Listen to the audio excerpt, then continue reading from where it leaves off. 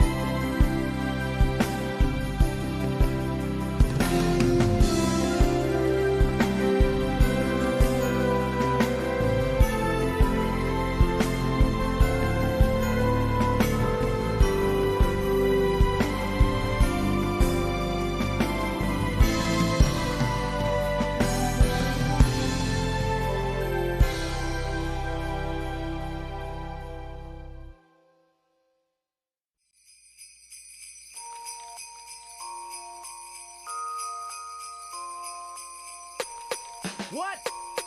Come on! Everybody come on and just throw your hands in the air. Everybody throw your hands in the air. Everybody just throw your hands in the air. Hogwarts in the house. Let me hear you say Ravenclaw. Ravenclaw. Say Hufflepuff. Hufflepuff. Say Slytherin. Mandrake will scream. It was December 24th at Hogwarts School in the dark when I see Hagrid chilling with his fang in the park. I approached with a present, a chocolate frog. Looked at his leash, oh my god, a three-headed dog. But then Caroline with Dumbledore in his hat, and Miss McGonagall disguised as a cat. Nearly headless Nick and moaning Myrtle had a blast, telling stories about all the ghosts of Christmas past. I head to Gryffindor looking cause I gotta finish Christmas shopping with my friend Harry Potter. The last gift he needed was Hermione's. He cruised the Diagon, the flying car with ease. So I chipped in cash with Harry, the gift was hers, an invisibility cloak and matching purse. But when we got back we bugged, cause we hit the tree. We proceeded to bid the living bogeys for me. Ron is sure going to be in trouble with his parents when he gets back to his house. Whose house? Ron's house! It's Christmas time for Griffin's teens. Ron's eating candy cane flavored beans. Hermione throws ornaments of greens. And Harry shows his movies on big screens. Dudley, Aunt and Uncle get best regards. Hedwig dropped off 3,000 Christmas cards. Voldemort is writing Santa at this hour, asking for Mortar's one ring of power. The books that we read are the books of Rowling, except for Mr. Snape who just sits there scowling. Happy Christmas, Harry. Right. Happy Christmas, Ron. Gryffindor. Let's go presents. Harry Potter. Happy Christmas, Harry. Gryffindor. Happy Christmas, Ron. Okay. Let's go presents. Gryffindor. Gifts so great, a brand new Nimbus 2004 broomstick for Quidditch. Draco's gift is a love of gold and a book from Tom Riddle that'll rule his soul. There's a matching sock Just for Dobby. when a guest walks in from across the sea. Well, my name is Luke Skeeter, dementia artist for hire, and I'ma roast my chestnuts on a goblet of fire. From the muggles of the world, it's a message you hear. We wish you a fanboy Christmas and Tranky New Year!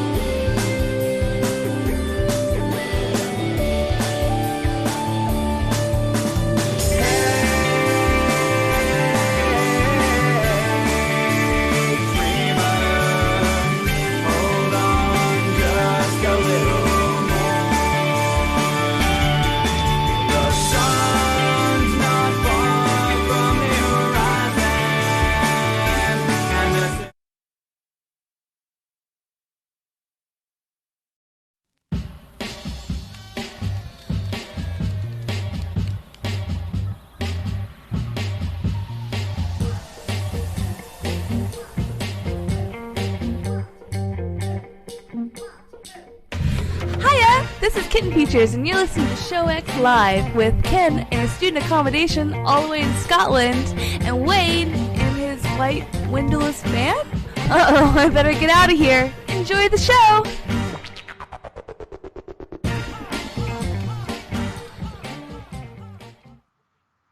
Hello, everybody, and welcome to Show X on VTWProductions.com. You're listening live at 2 p.m. Eastern, 7 p.m. GMT, this Sunday, the 22nd of January, 2019. Welcome to the show, everybody, and happy holidays. How are you doing today, Ken? It's Christmas time.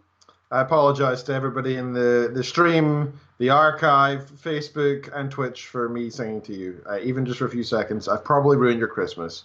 I have to apologize.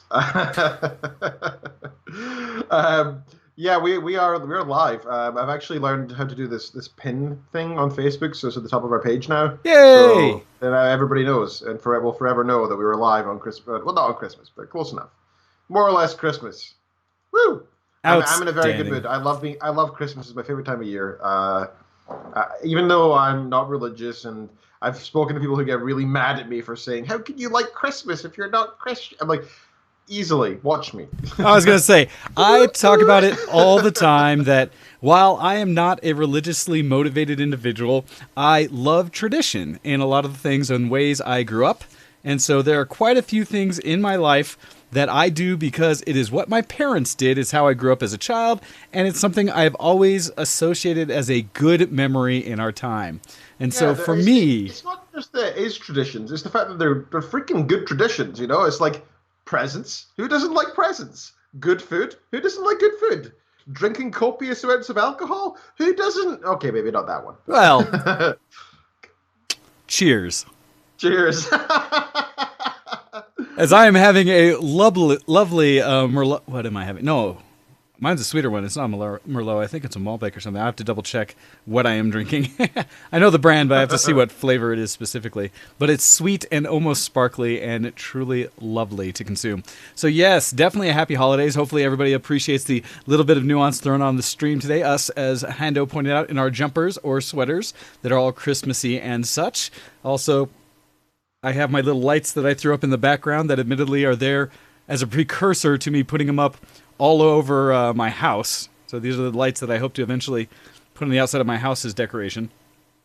And wait, this is America. You should have done this like 2 months ago to prepare for Christmas. This is No. That is the rest of the world, and we discussed this heavily. It's funny because my folks are in town this week and the next couple, as they are, again, nomads now and traveling wherever they see fit at any time.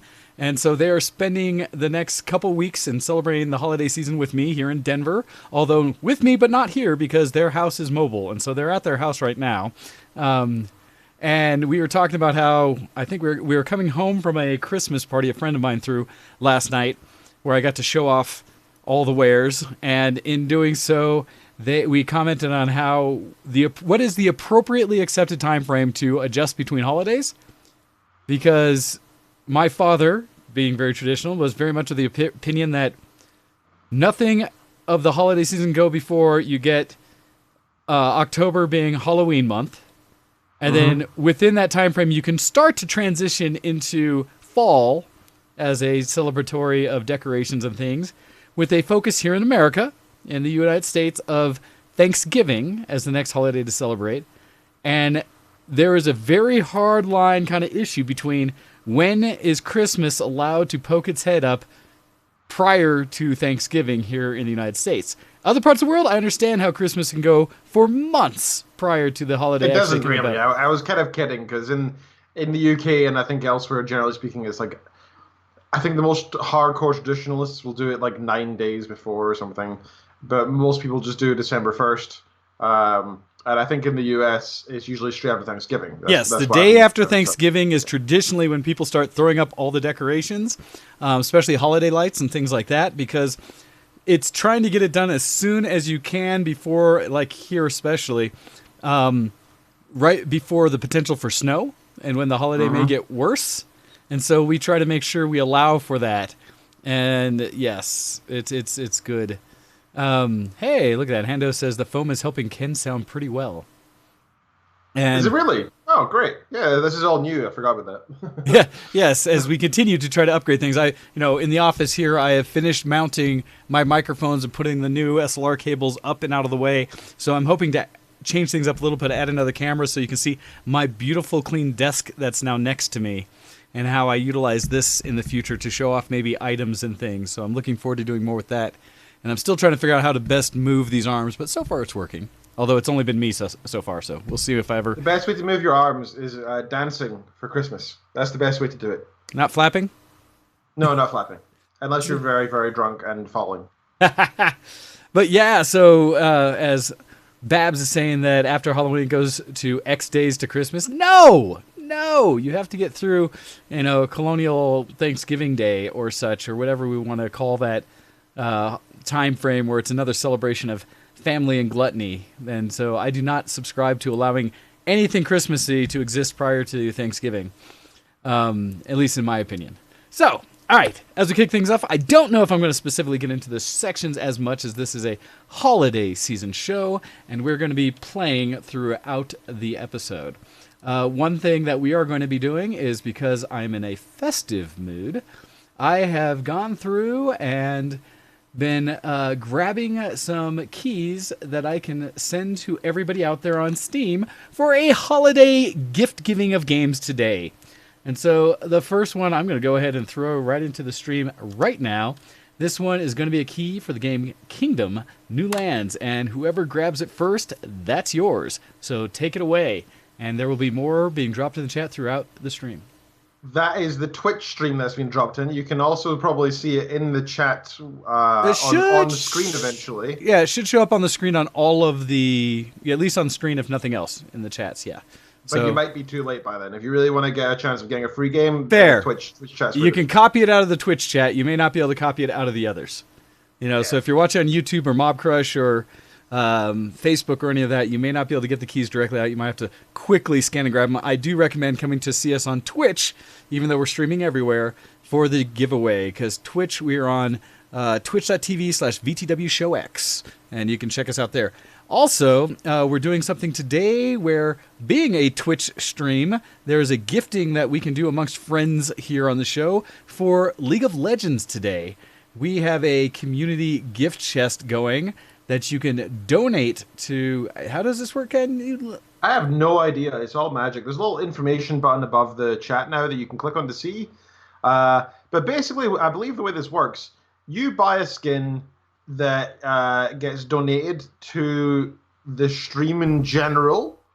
And at that point, we can then give out to people who are in the stream.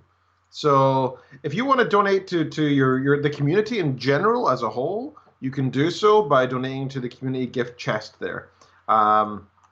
This is new to us. I'm looking up the help article now. It says, from time to time, Prime members will be able to gift up 3 additional copies of select Twitch Prime loot on their community members' chest using the community gift chest channel feature. So the chest is specific to each channel, must be enabled, which it has done. If a streamer has enabled the thing on their channel, a community highlight at the top of the chat window will appear, indicating that Prime members may contribute their additional copies of Twitch Prime loot. Okay, but I think there's a specific thing right now with League of Legends, and I'm not quite sure how to do it. I don't know how you actually. How do you gift it? How does it work? This is magic. This is all new to us. So if anybody there has ever done this before, Hando, you're a Twitch expert, for example.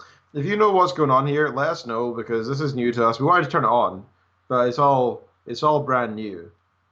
We are trying to do all kinds of gifty giveaway things today as we are celebrating the holidays with everyone on the stream today. So if you can help us figure it out, great. If not, who knows what will happen here. But regardless, there'll be keys and other things to give out as we talk about the things we have been up to this week. So hopefully we figured it out. Hopefully it works. We don't know. But in that, let's go ahead. I guess I can go ahead and kick things off and say, Ken, let's start off with a little bit of dysfunctional deviations. What have you been up to this week, Ken?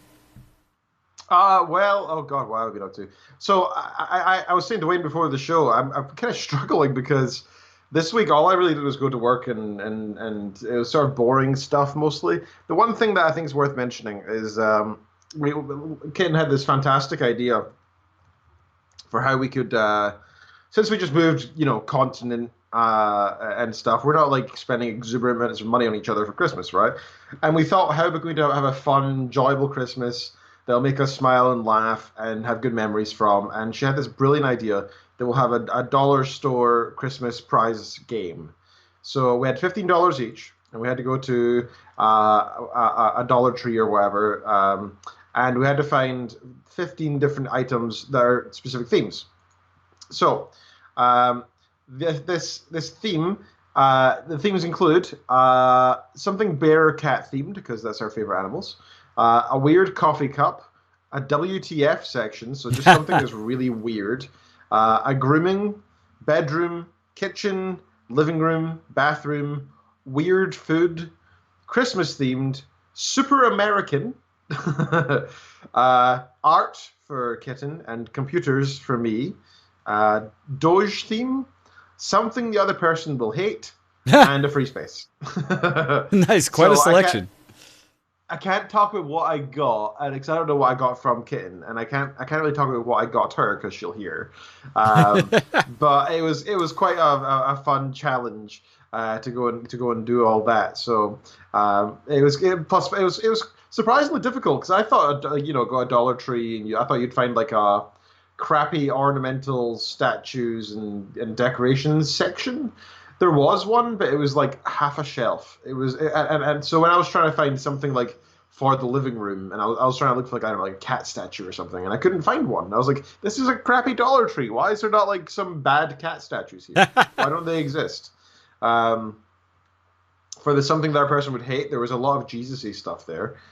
So I think Ken probably had an easy time for getting something for me. Just anything that says, hope, pray, love, or something ridiculous, and I'll just like glare and cringe. The only other thing we did is we went to the Three Amigos. I'll send this picture. What was that? Restaurant Three Amigos? Yeah. Okay. So I'm sending the picture in the Skype chat there. I don't know if you can show it. If you feel like if you can, don't worry about it. Basically, we went to the Three Amigos, and we're just so used to the UK, right? And we ordered. So I got a medium margarita, and she got a large. And we were used to UK sizes, so son. a large margarita is like a big wine glass. Like it's nothing that big, right? Oh, child, what do you think? Yeah, it was dumb, and so yeah, when it arrived, we were like, oh my god! I was like, put that next to your head so I can take a photo. And so the photo that Wayne will show in a moment is a picture of my darling wife with a cocktail the size of her head. Like her brain must be about that size. It was ridiculous.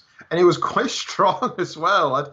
Both of them, both mine and hers, were quite strong. Do they have? We only had technically one drink each, but we were stumbling home a little bit afterwards. Do they have a limit on the amount of drinks you're allowed to have? There, everybody, you can see Kitten features looking at the massive size of the margarita about to enter her face. It's the size of her head. Like that was right next to her face. I don't know if there's like a law for how much you're allowed to drink, or if it's like a Three Amigos maximum amount or something. I don't know, but I've never had any problems yet. And the thing is, even when I'm like ridiculously drunk, all my friends have always said that I have this unintentional ability to always seem completely sober. So I've talked to people who they're like, "How are you feeling today?" And I'm like, "Oh, I'm so hungover," and they're like, "You were drunk last night? I was with you." I was like, "Yeah, I was wasted." Like I was really far gone. Yeah, I don't remember much of it. And they're like, "What?" I suppose because it comes from being very boring, right? Because I don't fight people, I don't swear, I don't start arguments, I don't tell people I love them. I'm pretty much just myself, but I just happen to have drank alcohol, so it's quite a strange ability. Nice. I've been to those stores. I've seen those kind of things, and wow, if that's not a large glass. So, absolutely. Yeah, that was ridiculous. But I think that's pretty much all. We went to a national forest today. It turns out there's one about 50 minutes from our house, and it's a smaller sort of like park, I guess. But I realized we were saying that even though it's very, very, very unlikely this time of year, there are still snakes hibernating in the lakes. So we needed to be kind of wary of, not letting the dogs just off the lead and roaming free, because knowing them, they'll run straight into a snake because they're dumb. So we were kind of being vaguely wary, especially since there's a lot of trees that were like knocked down from like either winds or by logging companies that are covering the paths. And Ken was saying to me, like, snakes, generally speaking, they like to hide in wood, so like old wood. So just it's fine to step over like and stuff, but investigate first. Don't just step. So thankfully there's no snow on the ground or anything right now, so we just stepped right over them and I looked as we went, and it was all fine. Didn't see anything. We saw a bunch of deer, but there's about 1 million deer here. Also, we've been getting visits from this this chonker, this massive black squirrel, like pure charcoal black. It's beautiful, and I've seen about 7 or 8 of them around campus. There's just loads of them here, and I googled it, and yeah, it said 1 out of every 10,000 of the fox squirrels, I think they were called, 1 out of every 10,000 have this rare genetic mutation. So it's a super rare thing. And I looked a little bit further, and on the Wikipedia article, the first picture that you see is from the Michigan State University campus. And there's a little description saying that apparently Kellogg, I'm guessing the guy who made the cereal, he was a bit mad, right? He was a bit crazy. Yeah, there's lots of stories about him. Yeah, well, basically he bought a bunch of black squirrels from around the country and brought them all to Michigan State University and let them off because he wanted them to kill the red squirrels. I don't know why he thought they would. I don't even know if they're actually enemies. I don't know if they actually literally, directly, competitively fight. But regardless, there's still a lot of black squirrels here. So we accidentally moved to the black squirrel capital of the world because some mad anti-masturbation CEO decided to let off a bunch of squirrels here. It's just such a weird story, isn't it? And for those who are wondering why I mentioned anti-masturbation, it's because the reason that Kellogg's cereal exists was because the CEO was convinced that a crunchy, that texture of that cereal for some reason would help prevent children from masturbating. So he had lots of issues. We'll leave it at that. Brutal. There's a lot of places he tried to influence society based on his beliefs and how people interact with each other. So yeah, I'll leave it to that. yeah, he was a nutter, along with the squirrels.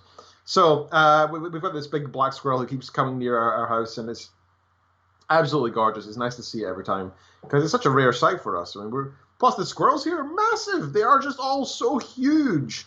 In the UK, squirrels are like, I don't know how to describe it the best. Okay, here they're like fat.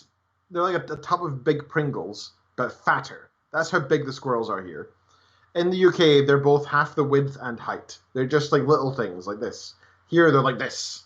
They're just, they could crawl up a pipe and block it.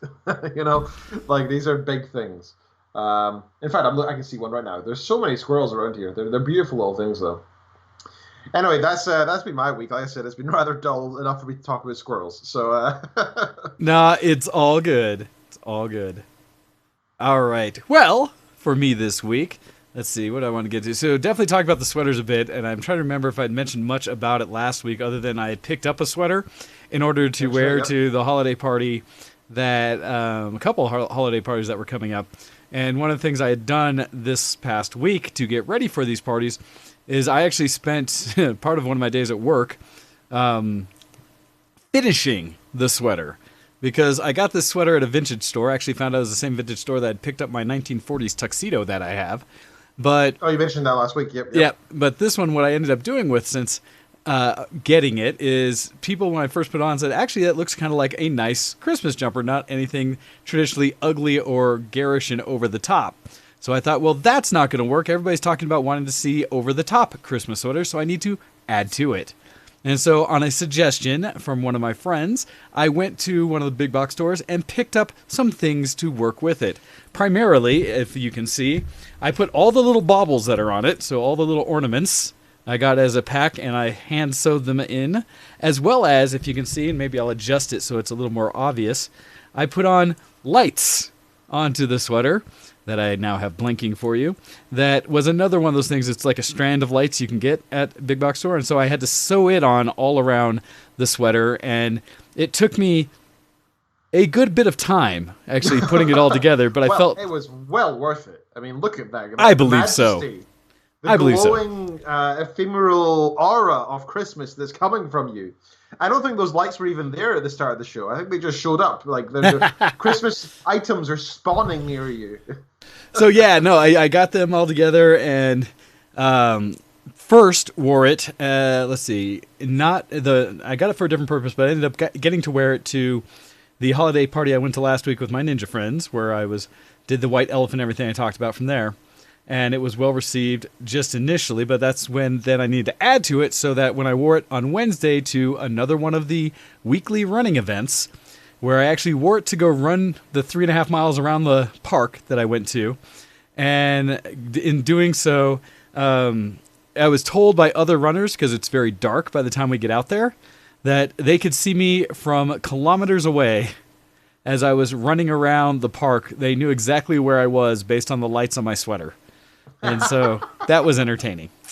But then came back, and so it got well used. I also got to wear it again yesterday for another holiday party and got rave reviews for it. The nice thing on the Wednesday one, they were giving out gifts. Actually, the people who run this event are super generous, sponsored by the pub that we go to. But they also had, in addition, for the sweaters that people wore, they gifted people all kinds of things. Just for wearing a sweater, everybody got like a little thing of chocolates and some other stuff with it. But for those of us who they figured won, they went and did bottles of different wines and champagnes and things for each person who had a Christmas sweater they appreciated enough. And they brought more than a few, and such that I think almost everyone there that was part of the run got something, which was really neat. So that was fun. Good thing to be a part of, and I hope to continue celebrating them. Admittedly, this week we won't, because it's Christmas Day, and so we get like a free pass saying that we had run although we didn't. So I may try to go for my own run at some point this week to keep up with it. Also then, so I can now present it to all of you. And so hopefully you guys are enjoying the Christmas attire that we both have, as well as the ambiance of Christmas that we've thrown into the show. So I hope you guys like that. I love the snow, by the way. I was saying that in the chat. I absolutely adore it. And hey, Ken Features is listening, and I'm glad I didn't say to explain her gifts earlier. Well, no, she just missed it, right? It was earlier. So awesome, and thank you. Well, interesting. It looks like Celtic just added a League of Legends mystery skin into the community chest. Ooh. So something is working, and we will figure out how to keep sharing that out. New to us. That's so magic. So we will figure this out. Also, okay. As it is the Christmas season, I also have to say big thanks and shouts to my good friend, and I only say this because it's a little bit facetious, but I used the heck out of it this year, Amazon, for having prime shipping to most of the places in the U.S. and being able to get gifts to people last minute or such, or kind of really waiting to see what you're going to get. Or in situations like me this year where I can't say too much because I know my brother's listening, and who knows whether my nephews and nieces are or not, but relying more on giving them an opportunity to allow those who are receiving gifts to better represent what they really want. And so I really appreciate, because years back, I think I say it every year, that I last shipped individual packages to family members, and I realized how expensive shipping has gotten. Yeah, especially it's here ridiculous. Not compared to Canada. Never going to admit that or try to compete with Canada's shipping. But here it's gotten more and more where I realize I could just go to Amazon, find something, put in additional delivery addresses for whoever I'm shipping to, and prime ship it to them, gift wrapped with a message on it, all cheaper than I would if I tried to package it up myself. And so, big fan, big success. Happy to do that. Yeah, why is it cheaper for us to hire effectively a company to go shop for the present, get the present, wrap the present, and then give it to a courier and etc., than just the last step? Like, how does that work? Because they own everything now, and so they've made it so it is the, preferred methods, I would say, is to use their already built-in internal shipping service, since they are their own now. But no, I really do appreciate it, because it made me getting things out to who I need to last minute, as well as I need to still, amongst my siblings and I, decide what it is we're getting for the parents. As, the goal is to not clutter their life anymore, since they now live in an RV. And instead, try to find things to help them with things they need in life. and such. So they gave us a list, and we're kind of looking through and talking through it, but hopefully I'll find something I particularly want to provide and be able to ship it via that. So big thanks to Amazon for existing with that. The other thing I want to say is I've been very happy. I guess I will talk about that officially next. But those are kind of the main things I've been doing that haven't been geeky this week, because thankfully I've had some time to be properly geeky. So, as we jump over and say, let's get into a little bit of... I'm a geek. Are you a geek? Geek cred, level up! And our geek for the weekend. How about you? What you got that's geeky this week, sir? Oh, I've got a bit more there. I can talk a bit more there about stuff. First of all, just to get this one over with, I am so glad that I finished the book Lolita. Oh, yeah! 2 days ago. How you feel about yourself, Ken? I'm not glad because it was an enjoyable experience. I'm glad mostly because it's over. To be completely honest, it was a hard read. That was tough. Not just because of the weird stuff. Like, that was also obviously quite tough to read. Like I said, especially when I was listening to audiobooks in public and such. It felt very, very weird to have that whispered in my ear. But also, I'm just glad to have it overdone with, because the writing style was pretty tough. Like, there's a lot of fantastic writing. It was really beautifully written. It really was, like, impressively so. I can see why it's been nominated for some of the best books of the past century. Like, it should be. But the thing that was really tough is that the main character thinks that he can speak French. And you know, I don't really know how well he actually can, but Ken was telling me that he is apparently intentionally bad on behalf of the real author. Okay. Because it's making fun of the character for thinking he's very smart. But it feels like it feels like maybe like 5% of the whole book is in French. And that's a lot. That's a lot. Like he'll say like, "Oh, there goes my darling," and then he'll just speak in French for like 30 words, and then there'll be no explanation as to what he said. Like, was he explaining his love for her? Was he saying how rosy her cheeks were? Was he saying that she smells oddly like a dog today? I have no idea. Like, I have no idea what was being said. It's very irritating. So I'm very glad to have that finished. It was one of those books that I feel like I had to read. It's an important thing for people who are interested in literature to read, right? It's like saying if you like music, you need to listen to Elvis or something, right? You just got it. Even if it's not your thing, you still got to listen to it. And that's kind of what reading Lolita was like for me. I have this theme when I'm reading books where I do one on, one off. Okay. So that was my on for stuff that I have to read. I'm now on my off book, which means I'm reading something I want to read. So I'm now reading Dresden Files Ghost Story, which is number I've always had a little bit of a challenge. 13. Yeah. Okay. Lie down, you nuisance dog.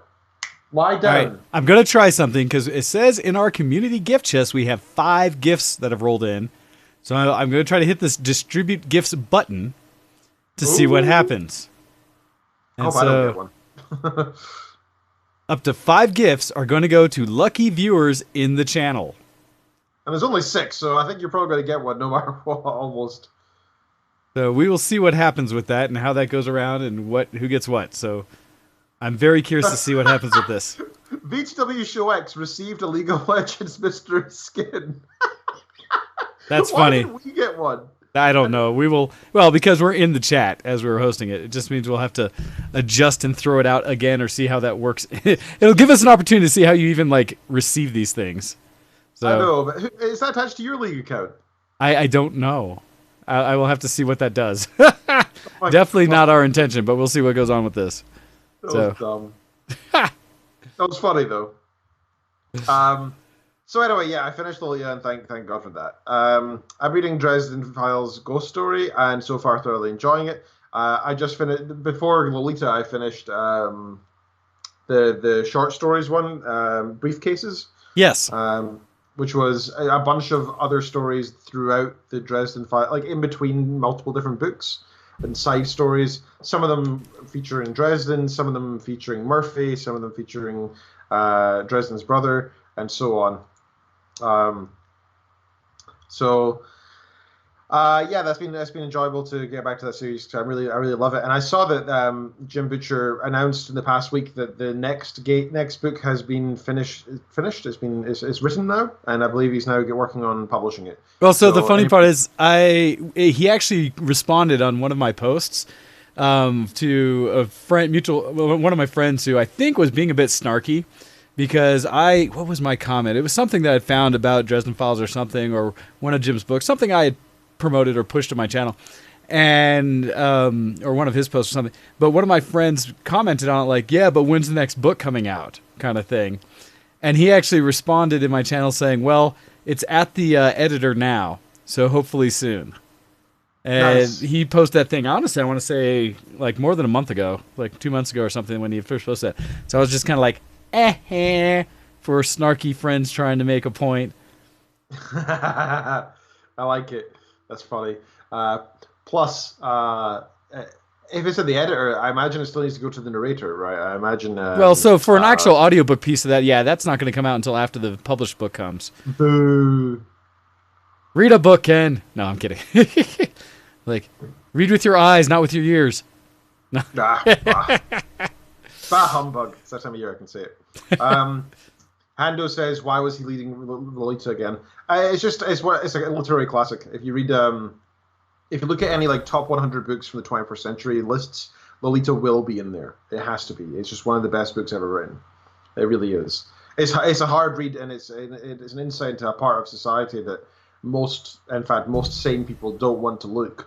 But I think it's important for us to see inside the mind of people who we don't agree with, to see why they're doing it, and maybe we can help, prevent it in the future, I guess. Having a more educated society on these things rather than blissfully ignoring it.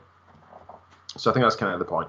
But it's a very well-written book, and it is very impressively written. So yeah, I finished that, and I'm reading Dresden Files now. Now, speaking of reading, Goodreads had this neat little thing up right now. If you have an account on Goodreads, you can go and see your year in books. So it tells you what you've done. This little like a conglomeration of stats and stuff. So it says for me, I've read 12,144 pages across 29 books this year. My shortest book was 103 pages, which was Of Mice and Men. And my longest book was, which I didn't actually finish. I clicked finish, so I feel kind of bad with this one. But it's because I hated it so much that I gave up quickly. But the longest book it says was The Wandering Inn with 1,158 pages. So my most popular book that I read was Of Mice and Men by John Steinbeck. My least popular was The Blood of Kings by Kyle Alexander Romanes. But probably one of my most favorite books from the year, actually. I think that might be one of my favorite series for the past while, actually. I really enjoyed that. I was going to say, I was like, what? But it's awesome. Oh, just because it's not popular doesn't mean it's not good, right? Yeah, no, just when you said, like, not popular, it took me a moment, because I was just like, but I really liked it. Well, the highest rated of all the books I've read this year was Changes by Jim Butcher, which has got 4.47, which is understandable. That was a hell of a book. My first review of the year was Plumbus Seg, which was a weird book that I got for free via a Reddit post. It was really odd, very unique, and quite well done. I gave it 4 stars. And then it just has a list of all the books I've read. I'm not going to bother going through all those. The last thing it says is my last review of the year that I actually wrote out was for The Wandering Inn. And I said, I listened to this on Audible. I enjoyed the world building, but the narrator's voice grated. It was tough to get through. And the main character is useless. Just whiny and irritating. I really wanted to like this novel as I enjoyed the interesting concepts it explores. So yeah, that's that. The other thing I really want to talk about today in my geek section.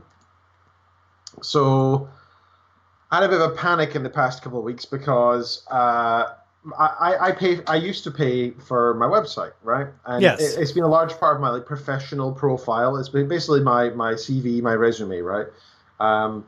Especially as a researcher now, it's very important to have an online presence. Because, if somebody's trying to, do a bit of science and they're saying, has somebody done this before? They'll Google it, right? Yeah. So the more online presence I have, the more likely that another researcher will see my work and might reference it, cite it, or continue it, right? And all those would be great.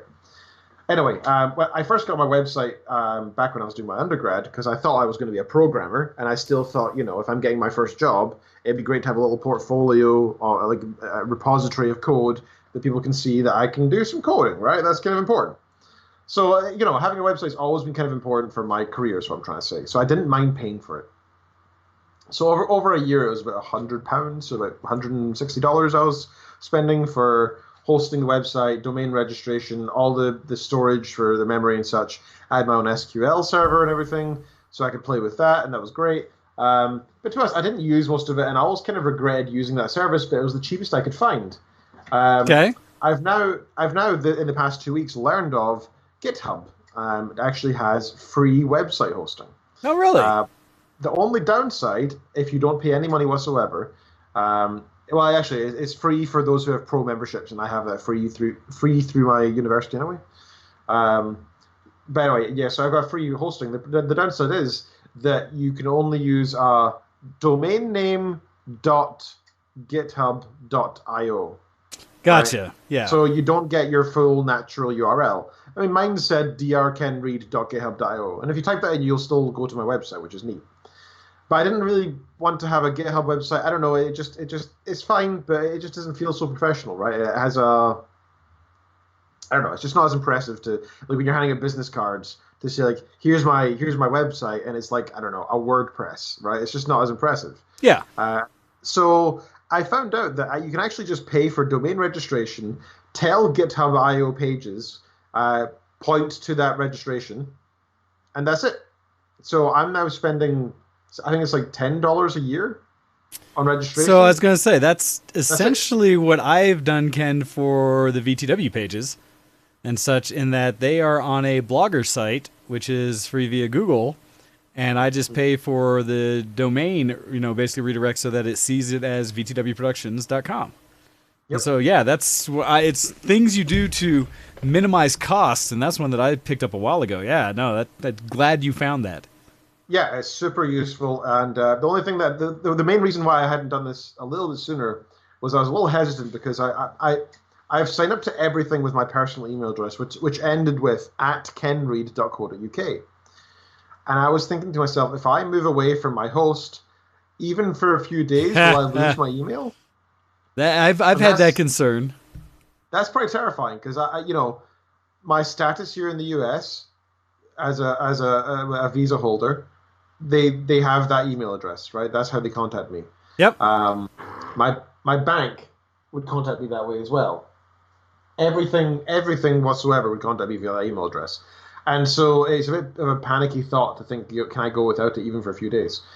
So I managed to transfer over to fastmail.com, and that costs, I think it's something cheap, like $2 a month or something. And that way I get to have any custom email I want. So I chose the same email again. Again, I pointed some DNS servers or Mail2 servers or SMTP servers or whatever to the right place. Boom, done straight away. I was still receiving email. So I only had about a day of outage. So hopefully I didn't get anything too serious through.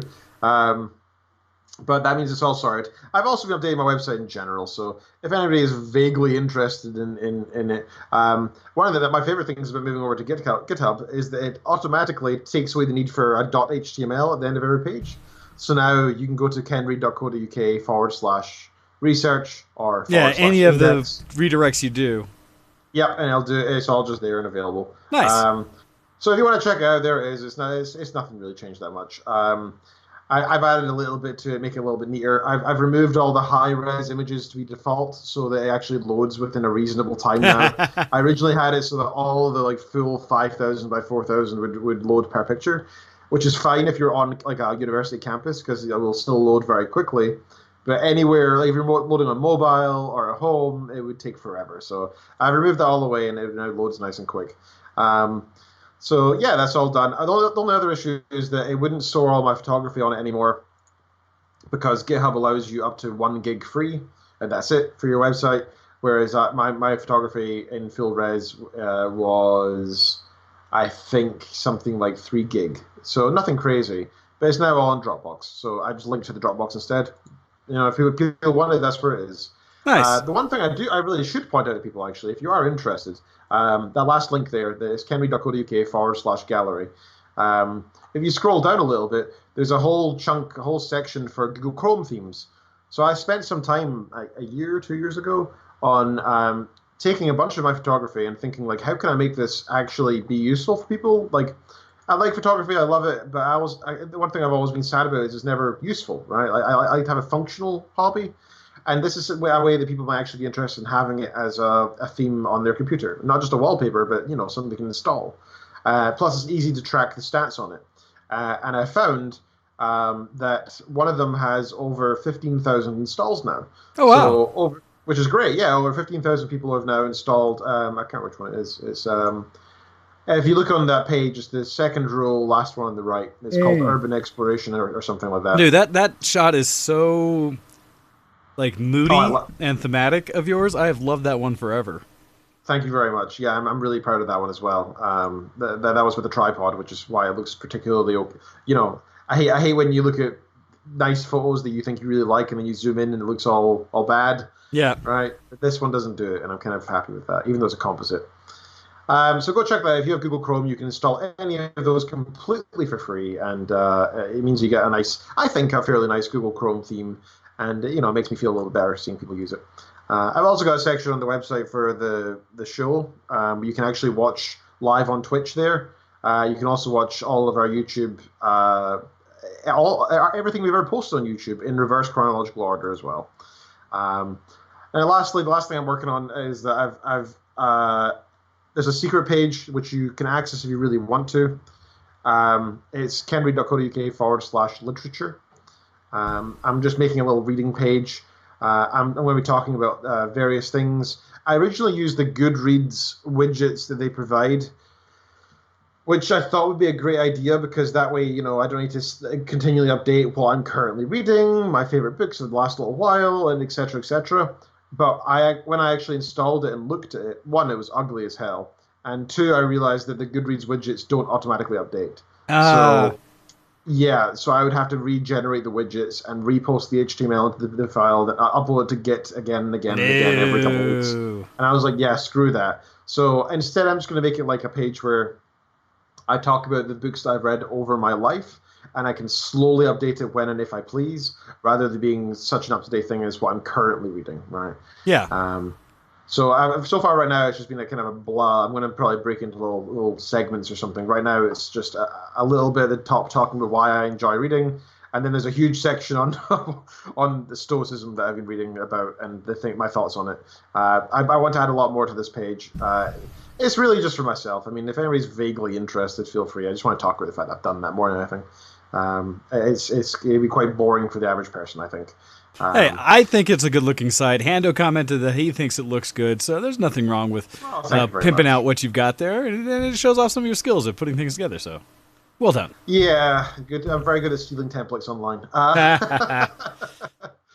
Anyway, that's my geek cred more or less. I should also mention the games-wise.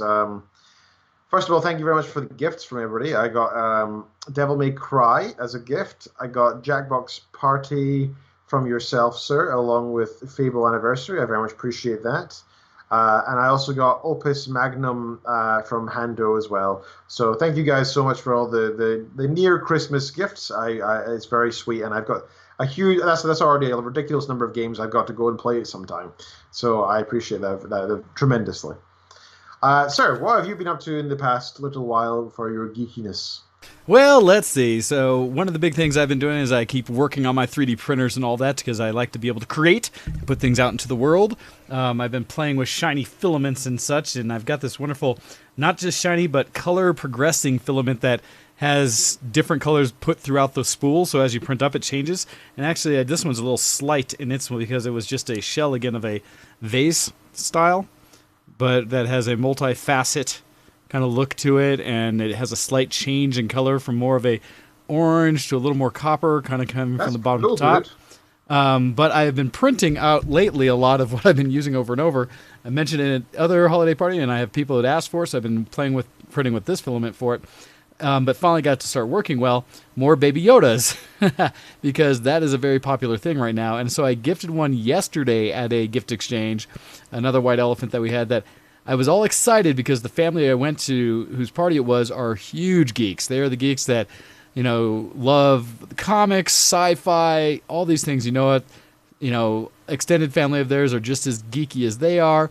And so having everybody in there, I was looking forward to seeing how they would react when the little print came out.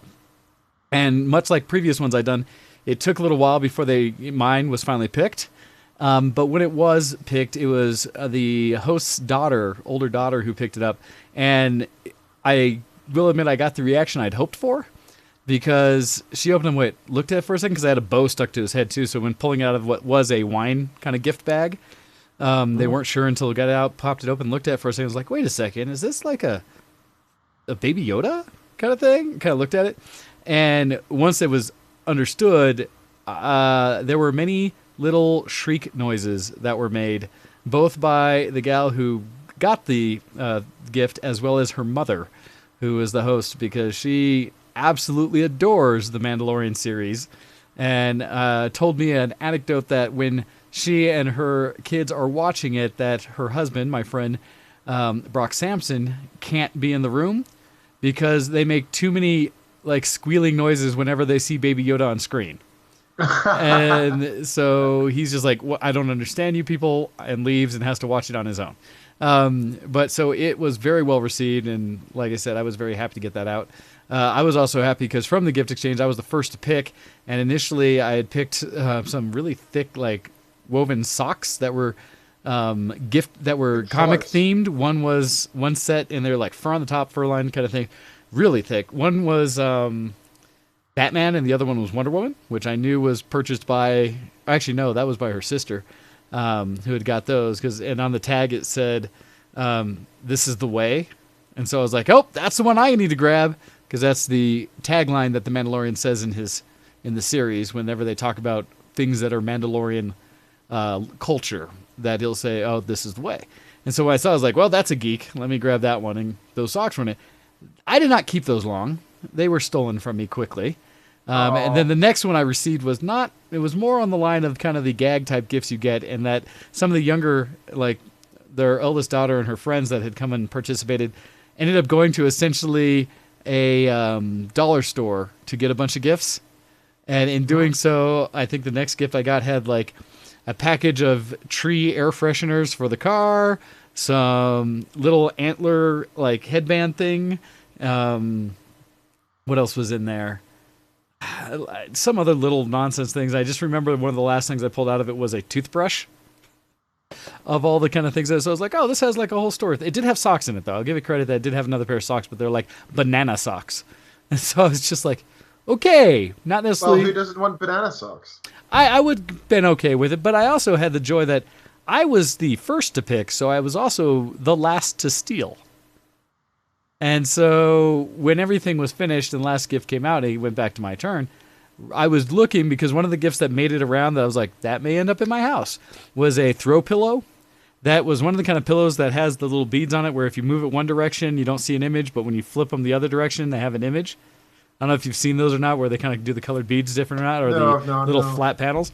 Well, it was a black pillow, but then when you revealed the image on it by moving it up, the revealed image was sexy Jeff Goldblum. And I will admit, that one was on the near list of what I was about to acquire. Nice. Until the last person opened their gift, which was a stack of classic comic books that one of the people who attended had brought just from their collection. And was essentially, it was a spattering of various different ones, but I was pretty amped about it because they had some things like the first issue of the Max, lots of different issues of some Batman ones and stuff in there, but a bunch of Image comics and a bunch of old Image comics, some early Spawn issues, I think even first issue of Spawn, as well as a bunch of others where I was just like, oh my, well, here's a comic, or here's a collection of gifts that I'm a big fan of. Yeah, that's so nice. I felt almost for a half moment bad to the gentleman who had opened those when I then exchanged them so that I could have the comic books and he could take the toothbrush and collection of other things.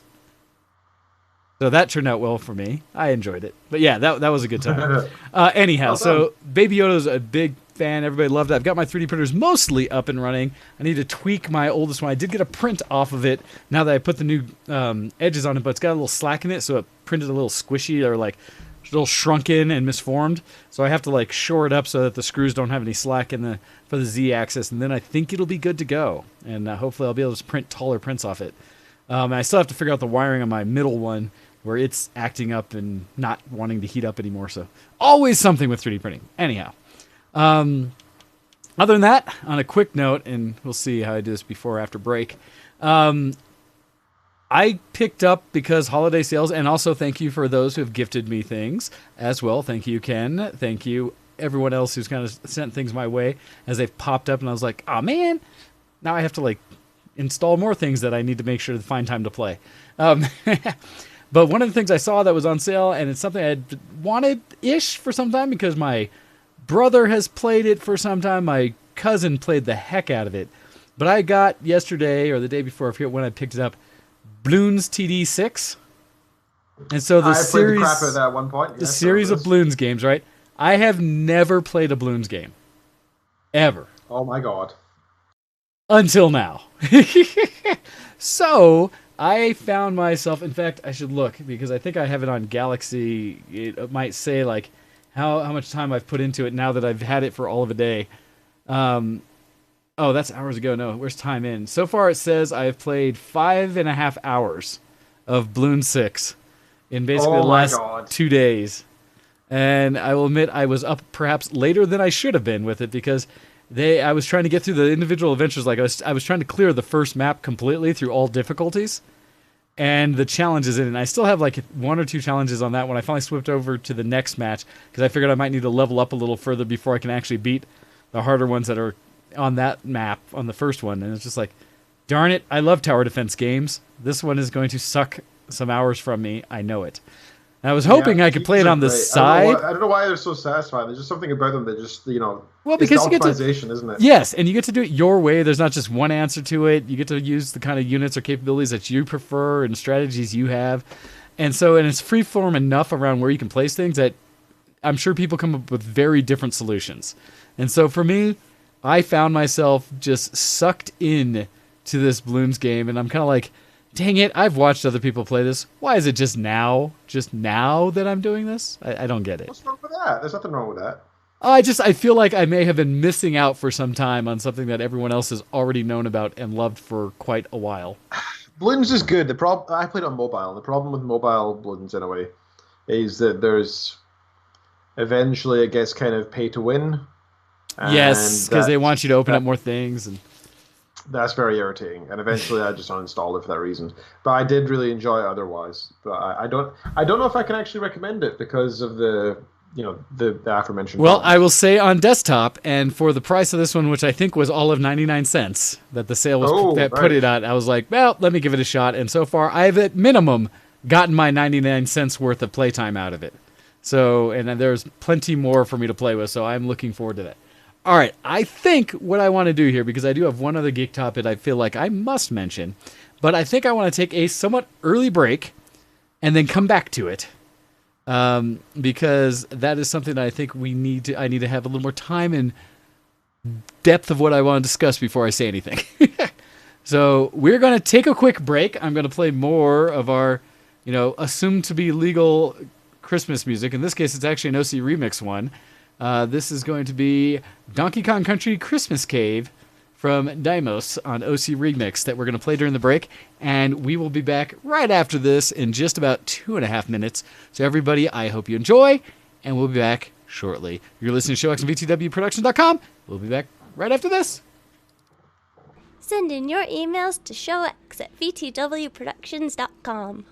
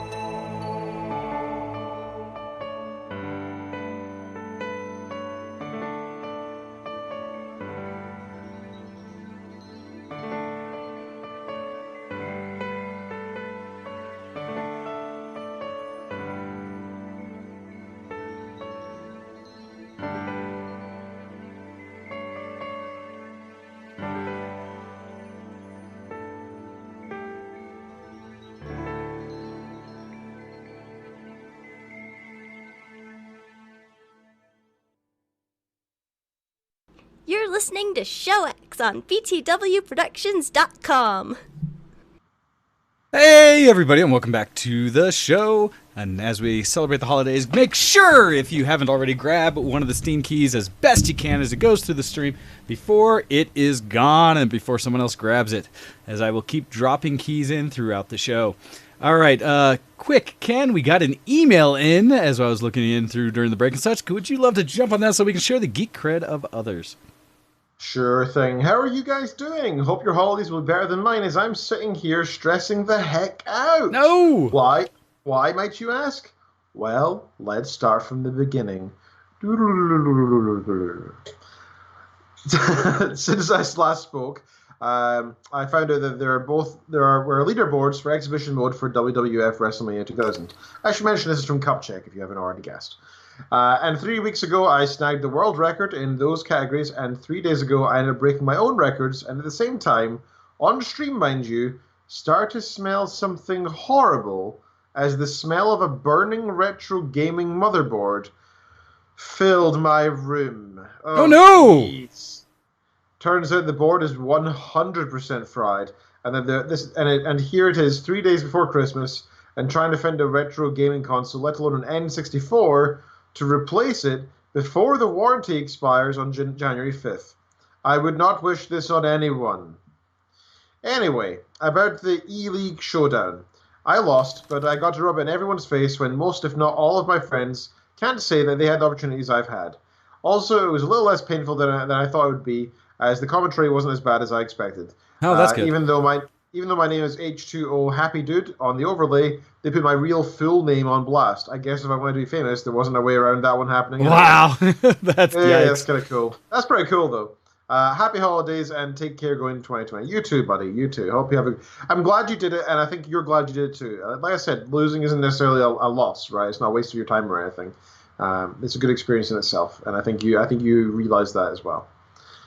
So, sir, your geek cred and such. Please. All right. So I did want to finish things up a little bit with a bit of a discussion because I think it's one that is worth bringing up. I did, and it is the week to not only finally caught up on all the things Star Wars with the Mandalorian and seeing the latest episode, which gave me faith again that it's not going to just be an episodic mess, because it continued, in my opinion, more of the storyline and kind of the overarching that it reached back to things that were initially demonstrated in the series, and so that made me very happy. Also, I had the opportunity because friends of mine who are huge geeks and fans of things set it up probably a good month or so ago to go see the opening night screening of the new Star Wars Episode 9. And so I don't believe it's any that people don't already know, that I've hidden it in any way, my feelings on where Star Wars has been going recently, especially in the aftermath of Episode 8. And how horrible that was. And knowing ahead, I plan not on spoiling anything. As Tom Bad Guy's like, what? I know better. I always tell the story for people about Pottergate back in the day and how that has forever left caution in my mind when I talk about anything that's new and fancy out. More my impressions of things, and in general, I will talk around it as best I can, but to say that I did go see Episode 9. Yes, cool. Because I've only seen Episode 7, and The Force Awakens, not The Last Jedi. Yeah. I also saw the other one, the one that wasn't in part of the trilogy or something. Rogue One. Yeah, I saw Rogue One as well. So I've not seen the last two, including the new one. So lack of spoilers is appreciated for me as well as all the audience, I imagine. Gotcha.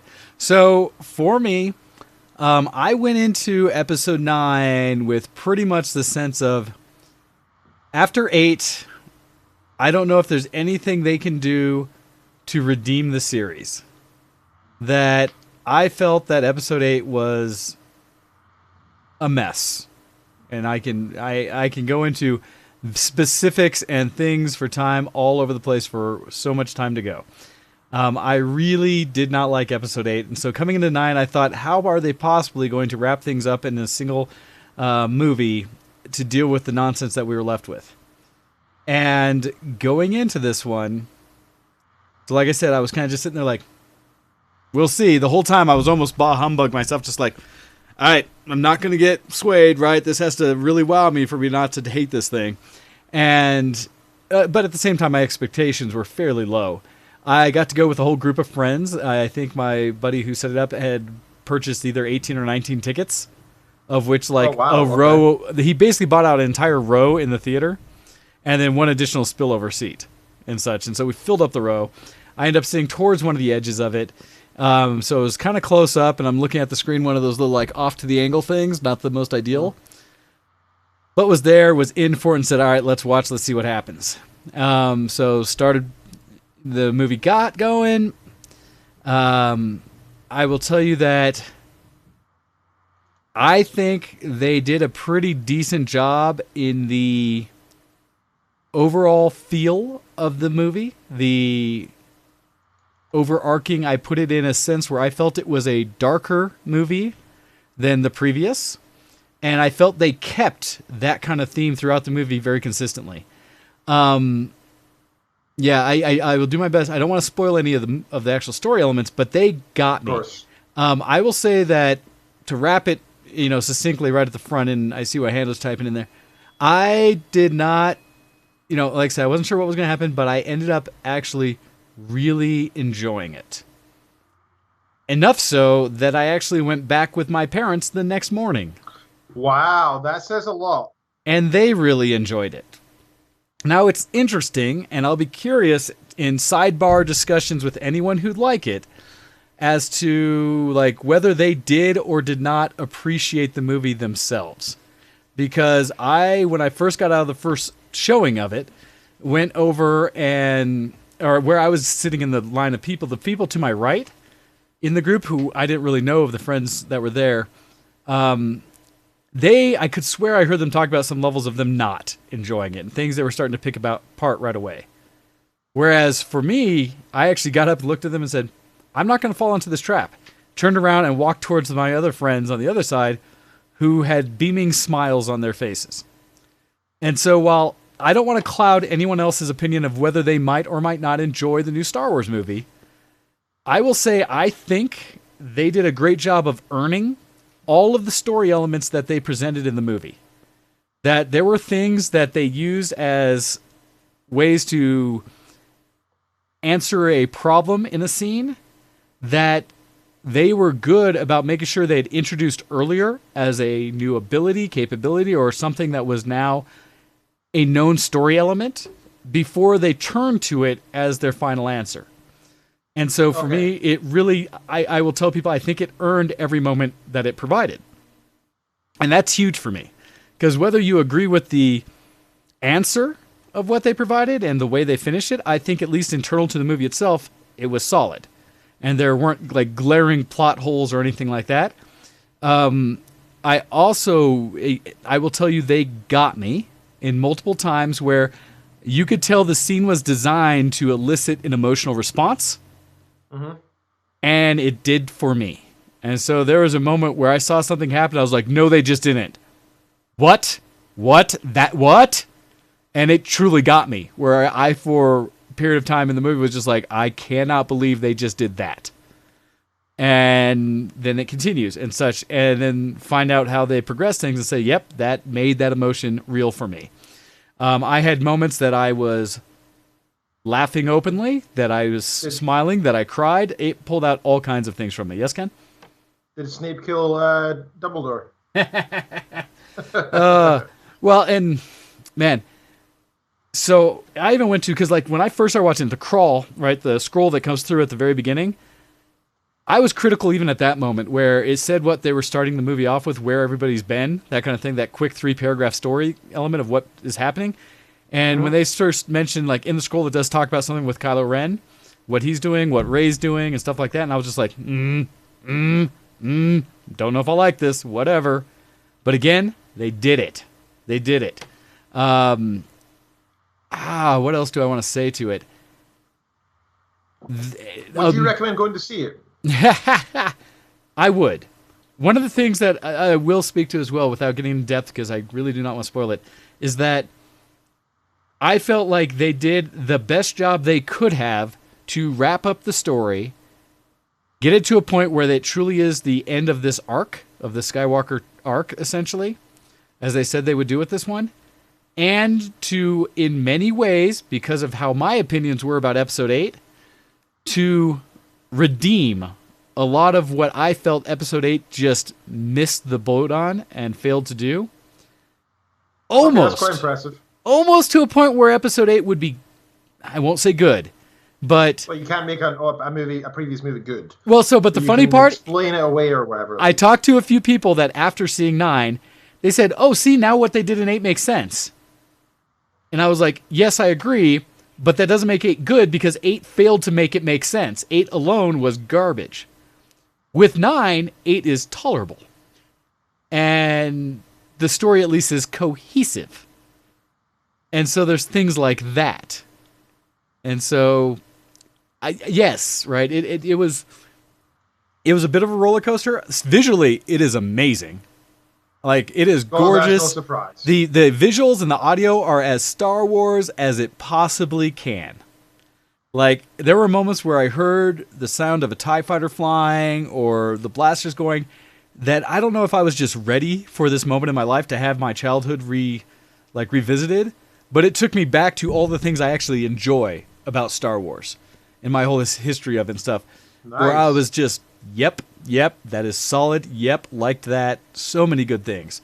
So yeah, in my general assessment, I will say, if you are a Star Wars fan, you will likely enjoy it. I am curious because Hando just said, his review of it was save your money. And it's weird to me because I don't know what the criticism that people have are right now. I've seen little pockets of people complaining that they did not enjoy the movie. And some things where people kind of came out there and said, like, no, this is not what they wanted. But I don't know the details of it. And hey, big shout out to Kyle Romans for liking the stream as we're playing right now. Very much appreciated. Hey. And we appreciate you as an author, sir. So thank you very much. Hey, he hasn't been mentioned twice on the show so far. Yeah. It was just... it's one of those things I'd almost really request for people that didn't like it or liked it. I don't care what. If you've seen it, feel free, and this is always out on social media, DM me, right? Message me directly to let me know your thoughts, because I will have that discussion. And I kept running into it because at the party last night amongst all the geeks, we had a little enclave. We jumped together and say, wait, so you seen it? You seen this? Have you seen that? Have you seen it? And kind of see who's it okay with, right? Who did we... I got that after new things out, yeah. Well, and we had to, because we had it on twofold. One was like, all right, has everybody caught up with Mandalorian? And only half the people raised their hands and were like, dang it! All right, can't talk about all the Baby Yoda stuff. And then the other ones was like, well, did everyone see the movie yet? And a lot of people were like, nope. We're like, dang it! And so it was like these small clusters we got together where it was, all right, so that thing and that part, and even then we're trying to talk around things a little bit for people who had seen it. But from everyone I've talked to directly, we had the same kind of thank you moments that we had in seeing episode 9, that I can now sit back a little bit and go, that was probably the best thing they could have done. And I've seen it twice. I've already told another friend I'll happily see it a third time, because even the second time I saw it, I actually went in with my parents thinking, all right, did I really like it? Or was that just based on it was so bad? So I went in the second time critical of, were these moments truly things that, got me or something else? And so I watched it second time critically, but now knowing, and walked out of it just as in awe, just as happy, just as giddy about certain scenes as I was the first time. And I had that moment now too, where I was able to look over at my parents next to me and this gentleman that was sitting at the end of the aisle where we saw it the second time by himself. And that gentleman, man, I wish I had he jumped out of the theater before it was all done, or I would have been able to say something to him. He had such pure and honest emotions at the scenes that when I saw something awe-inspiring happen, his smile, I looked over and I was like, yep, that's my smile. That is so good. And so, to me, actually seeing it the second time made it better than when I saw it the first time. I caught things. That's the highest praise I think you can give. It's weird because I don't want to just be fanboy about it. I do legitimately think it's a good movie. And I don't think you're being fanboy about it. Well, the fact that you said how much you hate the previous one. Well, I'm trying to be considerate to the fact that I know people are disliking it, but I haven't heard why. And so I'm kind of trying myself to understand what didn't you like. The only thing I could say that I talked to someone about was an element of Kylo's story that they did that I know what they were trying to portray, but I almost feel like there needs to be a director's cut or something, because that was the one thing that wasn't earned the same way so many other things in the movie were, that it was a little truncated. Like, they did it and it was honest and there, but I think it needed another scene or two to establish what they were doing with him.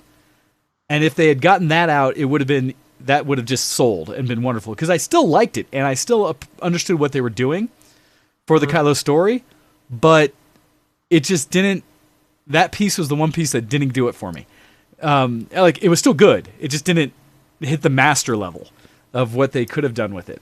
And so I almost wonder if maybe there were more scenes and I need a director's cut, and I would have watched the 3-hour version of the movie instead of the 2-hour, 20-minute or whatever it is. And so Ando says, I will drop the articles of Star Wars impeachment for your DMs, dog. I look forward to it. I really do, because I need to understand what it is people didn't like so I can have a more informed discussion. And I say it's just like me with fact-checking on things, right? I saw a social media post, it's funny, that was politically based, where someone put out an image that basically said, this person said these terrible things that obviously shows how biased they were, right? I asked the person, because I went and, before I mentioned anything in the person's comment, I did fact-checking. I tried to look for the direct quote they said was such a horrendous quote. And I just did a general query on Google and couldn't find a single reference to that quote. And this is for a newsworthy politician. So I figured if the quote was real, there should have been something linking to the video or a transcript or something of that politician saying it, right? And so that's the problem with the media these days, right? We will just take it because we read it on Facebook rather than actually. Well, and because so the person said it. I try to challenge things like that, not by calling out the person's opinion, but the factualness of that post. So all I responded to the person was, I've been searching and can't find where this quote happened. Could you tell me where it came from? Basically, I'm just asking for a source. And not saying that what they said was good, bad, or ugly, just, hey, I was looking for the quote itself when it happened, can't find it. The person just responded with, the person is trash. And that was their response. Okay. And I was like, I haven't responded again yet, but I do want to go back one more time and just say, I'm not commenting on your opinion of the person. I just want to know if this is a truthful statement. That's it. Right? And so I'm still trying to think. But that's how I deal with those things. So in the same way, yeah, I understand. I'm trying to, I want to understand so I can be better informed. So Hando, please do. Be it an email to the show, to me, whatever you want. Let's talk about it. Maybe a Discord discussion amongst just us two. But yes, I recommend Star Wars. I look forward to seeing what the box office done. My social media has has percentage-wise, I would say more than 95% been very positive to the point of gushing about people's interactions with the new movie. And so take that as you will, based on what you know of my thoughts and my opinions. But I was a big fan of Star Wars Episode 9. And so I will leave you with that. I will also mention that, Hando, you're wrong. John Wick 3 was good. Being a little bit political, and I'm not going to talk about what the actual topic was, but I'll just mention the fact that I actually watched the impeachment this week at the House of Representatives. The actual, like the last part where they were voting on the articles themselves. Okay. Yeah, it was pretty interesting to see. It was pretty unique to see the part of the government work, and it was incredible just to see the differences of opinion of the people who are representatives, like how differently they spoke, the different opinions they shared, how they talked, the what they were trying to invoke in the listeners and the people in the audience was completely different. It was just really fascinating to hear different sides, and I think that was a very important part of U.S. history, regardless of which side you're on. The impeachment of the president. One of the comments I've heard from all of my friends who are basically from overseas and things like that, who I get to interact with, is for them witnessing politics in America firsthand is very interesting. That they are just like, these are things they would never have expected or thought to witness. And it's one thing when you hear about how their news covers it. It's another thing to be here They still mostly listen to their home stations. Like all the Aussies I know listen to Australian news, but then they get to witness kind of the things that are also being broadcast here and how people interact about it. And to them, it's fascinating. The news is a filter, right? It filters out a lot of this stuff. And a lot of the time, what they filter out and what they don't causes a bias, right? Even if it's unintentional, there can be a media bias there, even if they're trying not to, because as soon as you miss out some information, that is technically a bias. So you gotta be careful, right? And that's why it's important to listen to these kind of things yourself and form your own opinions based on that. I think it's quite important. Yeah, no, I agree. And there is a lot to that about the consideration of bias from any source. But that's also why, like for me, when there's any of those things, I will see people post something that is emotional to them in a good or bad way. And I try to avoid being swayed by that opinion, but saying something happened that caused them to react. And so I will then try to go seek out the original source, the video clip I can of just their words of whoever it is and what they said, so I can listen to the entire context. Because I also have seen a lot of examples of people cherry picking what it is they want to share to push a certain agenda, and I want to see what the original was. And I've seen that on both sides. Yes, and that's why everything I'm saying you've heard has not been specific to a side, because I do hear both sides. In fact, I was talking to somebody about veganism in the past couple of weeks, and I think I mentioned this last week actually. And the guy, when I first started talking, was a little aggressive when I started talking about the fact that I don't eat meat. He was sort of not physically or anything, but I mean, like he was assuming something about me when I said that I don't eat meat. He assumed I was going to be like a militant vegan who is very much disinformed. You were going to criticize him for his choices in life based on what you've chosen. Exactly, but instead I said no, like I don't know. He just said certain things about. Do you think that like all milk is like 50%? What did they say it was? 50% like boil or whatever. It's not actually milk. It's pus. And I was like, no, I know that's not the case. I know that all milk has a trace of that, but that's just so does most things in our stomach, for example.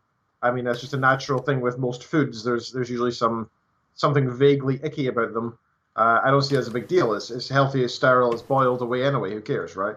And all this kind of thing. And he was like, oh, you seem to actually, understand some of this. I'm like, yeah, I didn't just like the worst thing you can do for your side of thought is to spread disinformation. Like, here's a real fact, right? Male baby chickens are generally speaking killed at birth because they're pretty much useless unless they're going to be grown for food, right? If they're for laying eggs, they are just minced at birth because that's what they're good for. And chicken that's nuggets. A sad, genuine fact, right? But people will share things like saying that cows are held up in some places by their heads at all times, or held up by their legs at all times, and that's just not true. They're not in the U.S. anyway. And spreading that disinformation doesn't help your cause of veganism, vegetarianism, or whatever.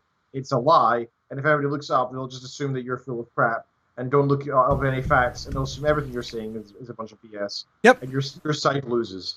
So, you can absolutely fight a side. I'm not saying you can't fight either side, but for God's sakes, read up on it and have the facts to bear. Don't follow stuff because somebody said on Facebook. Actually find the truth yourself. Yeah, no, I think that's a big and important thing for people to think about these days. And there's so much information being put out there, and a lot of it is to push agendas. Our recommendation, find sources, double check, form opinions based on good information. Whatever opinion you may have, fine, have that opinion. As long as you can support it. It's probably wrong. Well, again, yes, we know ours are correct. But what we're advocating is to ensure that you source and figure out the basis for your opinion. I will respect anybody's opinion if they can tell me the why behind it. What gave them that opinion? And I say that the why needs to, at the same time, be supported by fact. If it's just they heard something and therefore that's the why, but they can't tell me that they know that is a factual statement or information that they based it upon, that I won't. But everyone else, like anything else, I'm like, yeah. So if you say X is a racist or Y is a sexist or whatever, I'm not going to believe you on that fact alone. You need to point to the quote and what they said or the act that they did that implies this. and then I'll be like, yeah, all right. Yep, that's how it works. All right, so Ken, I believe you had one other thing to talk about, kind of geek cred / going into as we start talking about news this week.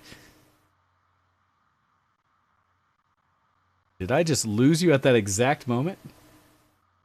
Weird. So I see you on Skype still, but oh, there we go. I think it updated. There we go. Okay, Yeah. I can hear again. Yeah, for a second, like Skype just That was hiccuped weird. right when I asked you that. I was Yeah. like, Ken, tell me this, and your It face was, just stopped. Yeah, everything just sort of died for a second. Sorry for that. So you asked me about the one other thing I had to talk about. Yes. Yeah, so I watched the first episode of The Witcher yesterday. Oh, on did Netflix. you? This on Netflix, right? You just said Netflix? So we signed up for a 30-day free account, and Okay. we're going to try and watch it in that time. There's only 8 episodes, I think, at the moment. So, we can definitely do that in the free trial, and then probably cancel after that. But I thoroughly enjoyed the Witcher video game. I still haven't completed it, mind you. I've got hundreds of hours in it, but I'm still trying to do every single side quest. Oh, I'm trying geez. to complete, I'm doing all the side gunk. I'm collecting. When you try to complete an open world game. Yeah, right. That's pretty much the problem here. But I'm having a good time doing it and everything, but it's just taking a long time. So I watched The Witcher last night with Kitten, and she was quite excited for it because she thinks Geralt is hot. I was going to say, because Henry I have Cavill? to say, I also agree. He is quite hot. So we watched that, and I was excited. Like when it was first announced, when the trailers came out, etc., I was excited. I am now enthralled. Okay. I'm very curious because I've heard, again, mixes on people's reactions to the Witcher series so far. So I'm really curious. I know people who've seen an episode hate it. I know people who've binged every episode already. So I'm very curious to kind of your response to it. And I haven't read the books, and I have barely played like not even an hour of Witcher 3. So that's my experience. Okay. Well, okay, I don't know where to start because it's all just so enjoyable. Okay, so the character, the main thing that points to me was most enjoyable is the realistic nature of the relationships between the characters in this series. A lot of even good TV shows out there have kind of struggled to make a realistic relationship between a couple of people. Like, I don't mean like, the depths of the relationship and how real the love feels or anything like that. I mean, simply, if you're talking to somebody, the way that you say certain things, the inflections, the meanings behind the words are based on your relationship, right? If you're talking to somebody in a respectful tone, or somebody who you are deeply in love with, or somebody that is an old friend, etc., right? Each person you talk to differently. And I feel like The Witcher TV show, at least in the first episode so far, every time the characters speak to each other, you know what relationship they have based on that. And it was so impressive. The acting that is actually done in the first episode is realistic. And that's I feel like that's a basic requirement for most films and TV, but generally speaking, it doesn't come through for me. Okay. I feel like in The Witcher, it came through. I felt like those were not actors. I felt like I was watching a real thing. You were just seeing That the alone characters do the things they do. Right. It was such a simple requirement, but I was super impressed by that. Okay, the next thing that comes to mind is the musical score. The music in The Witcher is so akin. It's not like a direct composite from the game, but Okay. the genre and the feel, the instruments, the timbre, it all just feels right. And I'm like, this is The Witcher. This is clearly The Witcher. The actor who plays Geralt, I don't know about actors. I don't understand actors. It's Superman. Geralt actor. It's the guy who does Superman, apparently. Yeah, Henry Cavill. Henry Cavill. Or Cavill, sorry. I don't know how to pronounce it, but yeah, he played The Witcher. So Superman effectively played The Witcher, which is apt, really, because he is ridiculously powerful. And his voice, I'm guessing, is done in post because it's so gravelly and it's just like The Witcher 3's Geralt. It's the voice that I hear when I read Geralt's voice, right? It was perfect, and it's a minor thing, but for those video game people who played the video game and loved it, they're gonna be looking for that. Okay, next, the atmosphere of the world feels like The Witcher, but it doesn't feel quite so dreary as in the video game. Okay. It feels more don't want to say the word vibrant because the world shouldn't be vibrant, and that's not a good description. It feels more lived in. In The Witcher, it feels like you're the player running around a bunch of NPCs. In the series, it feels like a lived-in world with real people. It's still depressing. There's still a lot of squalor, and there's a lot of inequality. But it comes across as realistic at this time. Not everybody's just bathing in mud, for example, like they seem to be in the game. The magic and the way the magic is done so far, I love. Okay. Geralt's character, as he is in the video game and in the books and in the TV show, he's very direct. He doesn't take any crap. He pretty much just says it as it is kind of guy. Not in a like, oh, I'm such a badass, really. It's more just like, I gotta go make some coin. We just get on with this? I've got stuff to do, right? That's kind of his thing. And for example, one of my favorite scenes, he's talking to this mage in a tower. And around the mage is like, he's dressed in these fine robes. He's magicked the tower to have all these naked women walking around, and they're all beautiful and picking fruit. And the wizard starts talking, and as he's talking, he's making like an apple appear, and he's just playing with magic. And I was kind of impressed by that. And the wizard starts saying something about how, on the outside, my face is a beautiful one, but on the inside, I wear a mask of agony. And Geralt just interrupts him and says, Wizard, the one thing I know about your kind is that none of you speak plainly. Speak normally. And the guy looks abrupt, like, oh, nobody talks to me like that. But this is a Witcher. I should probably hold my tongue. And he just starts speaking like, yeah, I need you to kill this person. Gets off of all the flowery words and the impressive dialogue just to tell him, okay, you're right. Cut to the chase. Yeah, it was great. I was really impressed by the I don't know. Again, it was the interaction between the characters. It felt like a real relationship. Nice. The Geralt that you see in the TV show is the Geralt you see in the game. He's already having sex with women that he shouldn't be having sex with, because that's kind of his thing. He's not just that he sleeps around. He sleeps around with like the worst choices. Like witches. Like, what are you doing? Like, he always ends up getting like not poisoned, but like magicked or something and betrayed because he's sleeping with people because he's dumbass. He's not really a dumbass, but he does certainly have a... No, Ken, come on. It's kind of like how when you try to get yourself to become immune to a poison, right? You take small amounts in doses, and until you're finally... No, I don't. So it's funny, and actually I appreciate it because Kyle actually commented as well about The Witcher. Apparently he is a big fan as well, saying that he loves that the world embraces and doesn't shy away from magic and monsters to the degree that some fantasy does. And also he's appreciating from the first season... that he's seen 2 episodes so far, that's based more on the stories than it is the game, essentially, and that it seems like they are building up to something far more epic on scale and starting small. And so, yes, absolutely, I can speak to that as well. They are definitely is the real lore, from what I can tell. At least it's close enough that as an amateur, it looks like the real thing. The first scene, now this is not in any way a spoiler because it is literally just the Witcher lore, so I don't think this is a spoiler. I don't think you'll be attacked the same way that we would for any of the spoilers I would have done for episode 9. So I think you're okay. No. And plus, this is it's well known. I mean, if you play Witcher 3 for 10 minutes, you'll hear Geralt being called the Butcher of Blaviken, right? That's one of his titles. And the first episode is there, and you see why he's earned that title. And that was really satisfying. I didn't really think about it until the crowd started shouting Butcher. And I thought, wait a minute. Something's clicking here. Some cogs are moving. I was like, oh my God, that's a direct reference to the lore in the game. Nice. As well as that, that scene, I don't want to go into too much detail. I don't want, it's a spoiler, not a spoiler of the story, but I don't want to give a spoiler of the episode, the feel of it. Yep.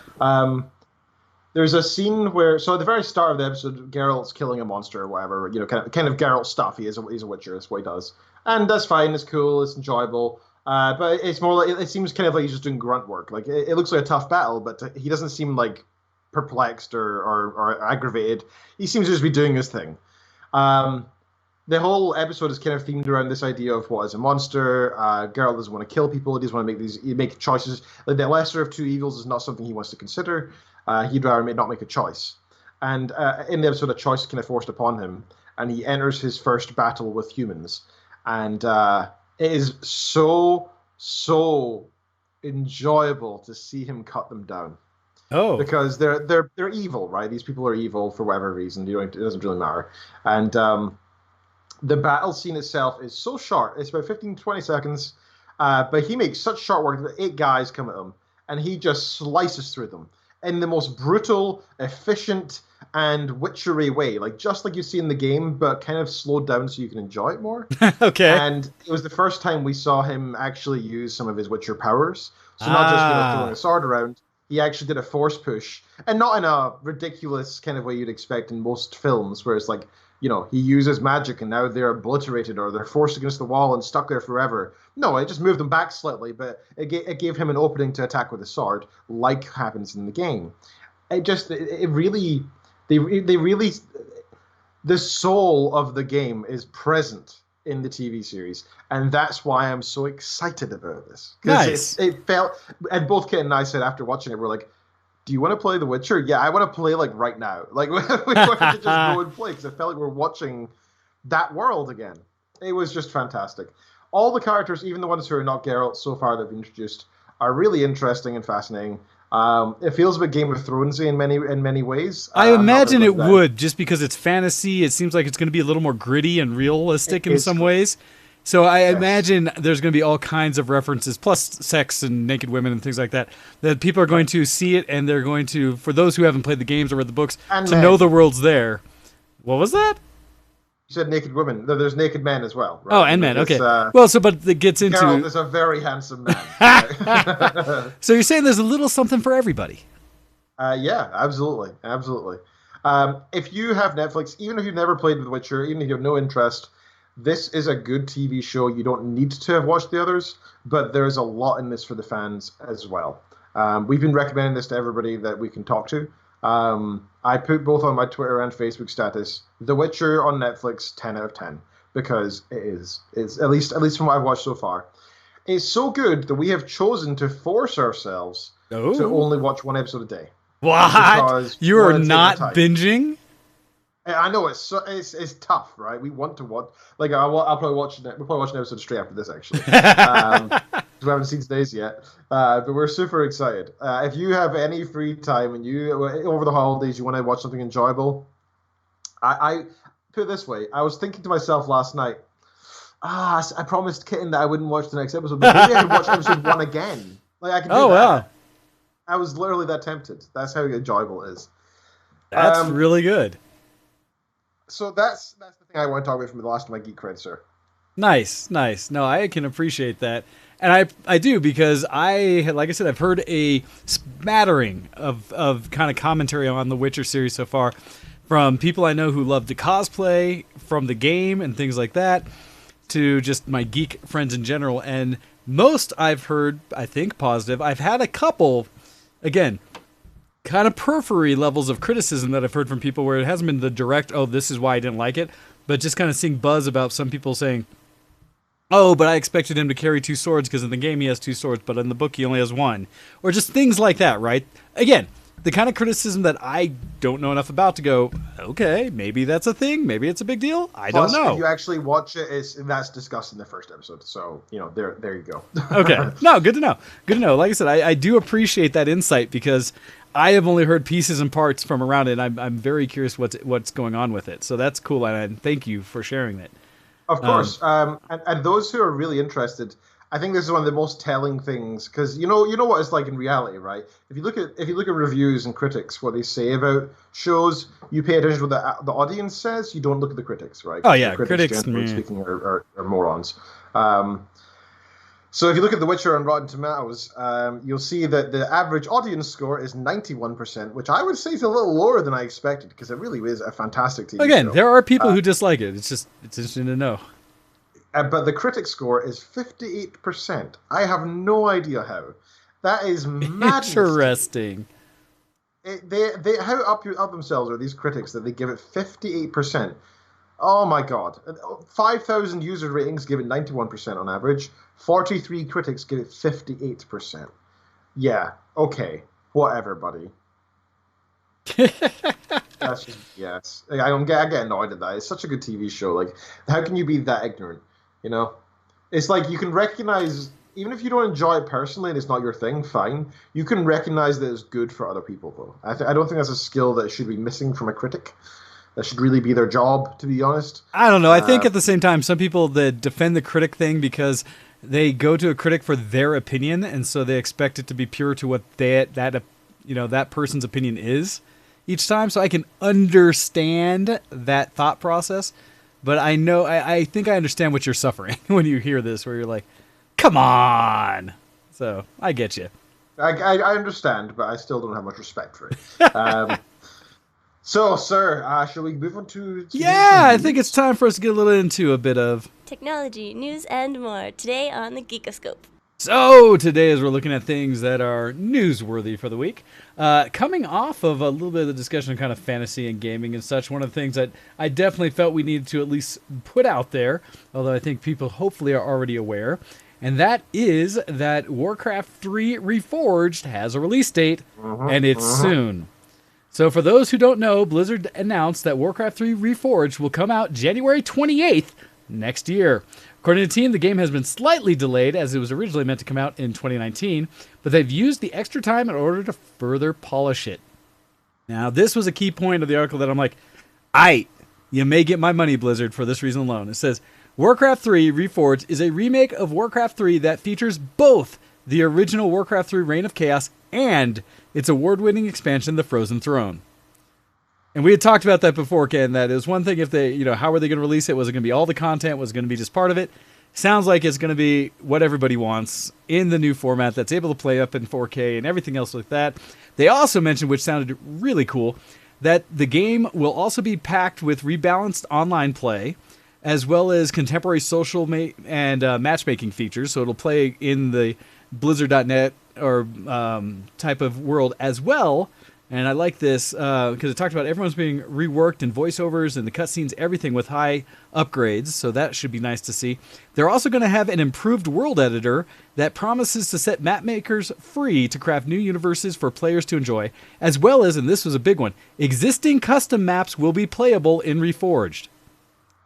And so out the gate, it's going to have, it's going to have massive replayability. And for people who have still been playing mods from Warcraft 3, there you go. You don't even have to update them, but you can. And so all of that together, I was just like, all right, Blizzard, I will give you credit. That's a solid announcement. And because I think it's still on sale for like, what, $39 or something, less than a full $60 game. So it's also got that, yes, it's a remake cost to it. So I give Blizzard credit for all of that. Mm-hmm. All right, sir, what do you got to start us off with some news this week? Well, one of my news was my very first one, actually, was Warcraft 3 Reforged, because that's exciting to me as well. I'm still hesitant with Blizzard after the whole Hong Kong stuff, so I am not purchasing anything from them for a while. I don't think their apology was enough. I can understand. So I don't know what I'm going to do, because I'm torn, right? I want to, but my ethics are telling me I can't. And I think adhering to my ethics is generally more important than my nostalgia. So I think I'll hold off in the meantime. Okay, I've got a few things here. The first thing we should talk about is the Steam sales, I think. That's true. There are multiple areas that sales are going on.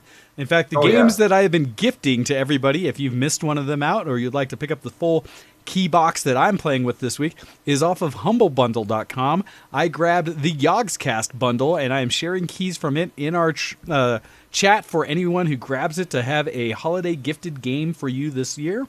As well as we've got the Steam sale, we've got GOG.com sales, we've got, I believe, maybe even some discounts in the Oculus store and things like that. So it is the holiday winter season. It is time that maybe you can't get a physical gift to someone you appreciate, but you can probably get a digital one, and keys are easy. So feel free to be generous and gifty with those. What have you seen, Ken, that's been especially enticing? Oh, so let me look at my wish list, and let me also look at what I picked up. So, yeah. The first reminder: thing I about, update wish lists, everyone, because if I gift you anything, it's coming off your wish list. So, keep them up to date. Absolutely. First of all, I want to talk about Devil May Cry. So, I picked up this. This is I think it's like 70% off, something like that. I got it for like $5. But nice. it was $10, but I had a $5 voucher from the coins, right? Through the however that works. When you buy stuff on Steam, you get points during the Christmas sales. Yeah, so they're trying to entice people to buy more things on sale.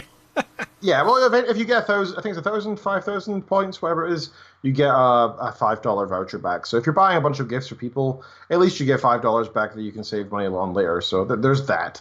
I mean, it's not much, but I think you have to spend like $50 to get $5 back. But still, is better than nothing. Yeah. And that's probably the only way you'd ever get a discount on Factorio, because Factorio doesn't go on sale. I was gonna say, I think I've pretty much already gotten that $5 voucher. Yeah. So Devil May Cry 5 is what I'm talking about just now. It's got overwhelmingly positive reviews in the most recent update, but very positive overall, over 17,000 reviews. It came out in March this year. It's sort of pre... sorry, this isn't the one I'm playing, I don't think.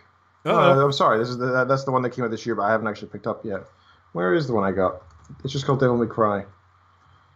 I say there are several Devil May Cries, so yeah, I think they're up to 5 or 6 now.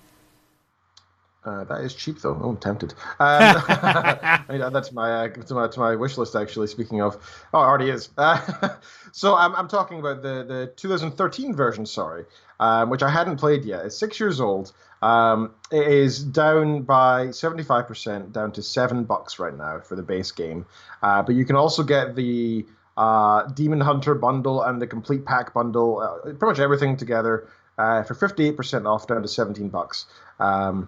It's got very positive reviews on Steam, and I am really enjoying it on keyboard and mouse. It's a little cringy, but it is Devil May Cry. That's kind of the thing. It's supposed to be cheesy. This is like the prequel to Devil May Cry, or not the prequel. What's the word? Is it prequel? Well, prequel would be something that takes place before the main story. Yeah, I'm thinking of why am I thinking of trilogy? Like just a series that's going in? I don't know. What? I think Star Wars has polluted my understanding of the word prequel, because I keep thinking of the prequel as a trilogy now. I don't know why. Anyway, yeah. The prequel is Devil May Cry. Just standalone. It's not got 5, 4. It's just Devil May Cry.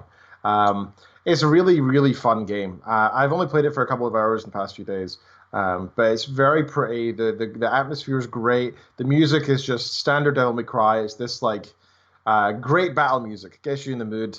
It's a beat 'em up, but there's a lot of it's not about button mashing, because you can button mash and win, but you don't get a good score. And it's all about getting those stylish points.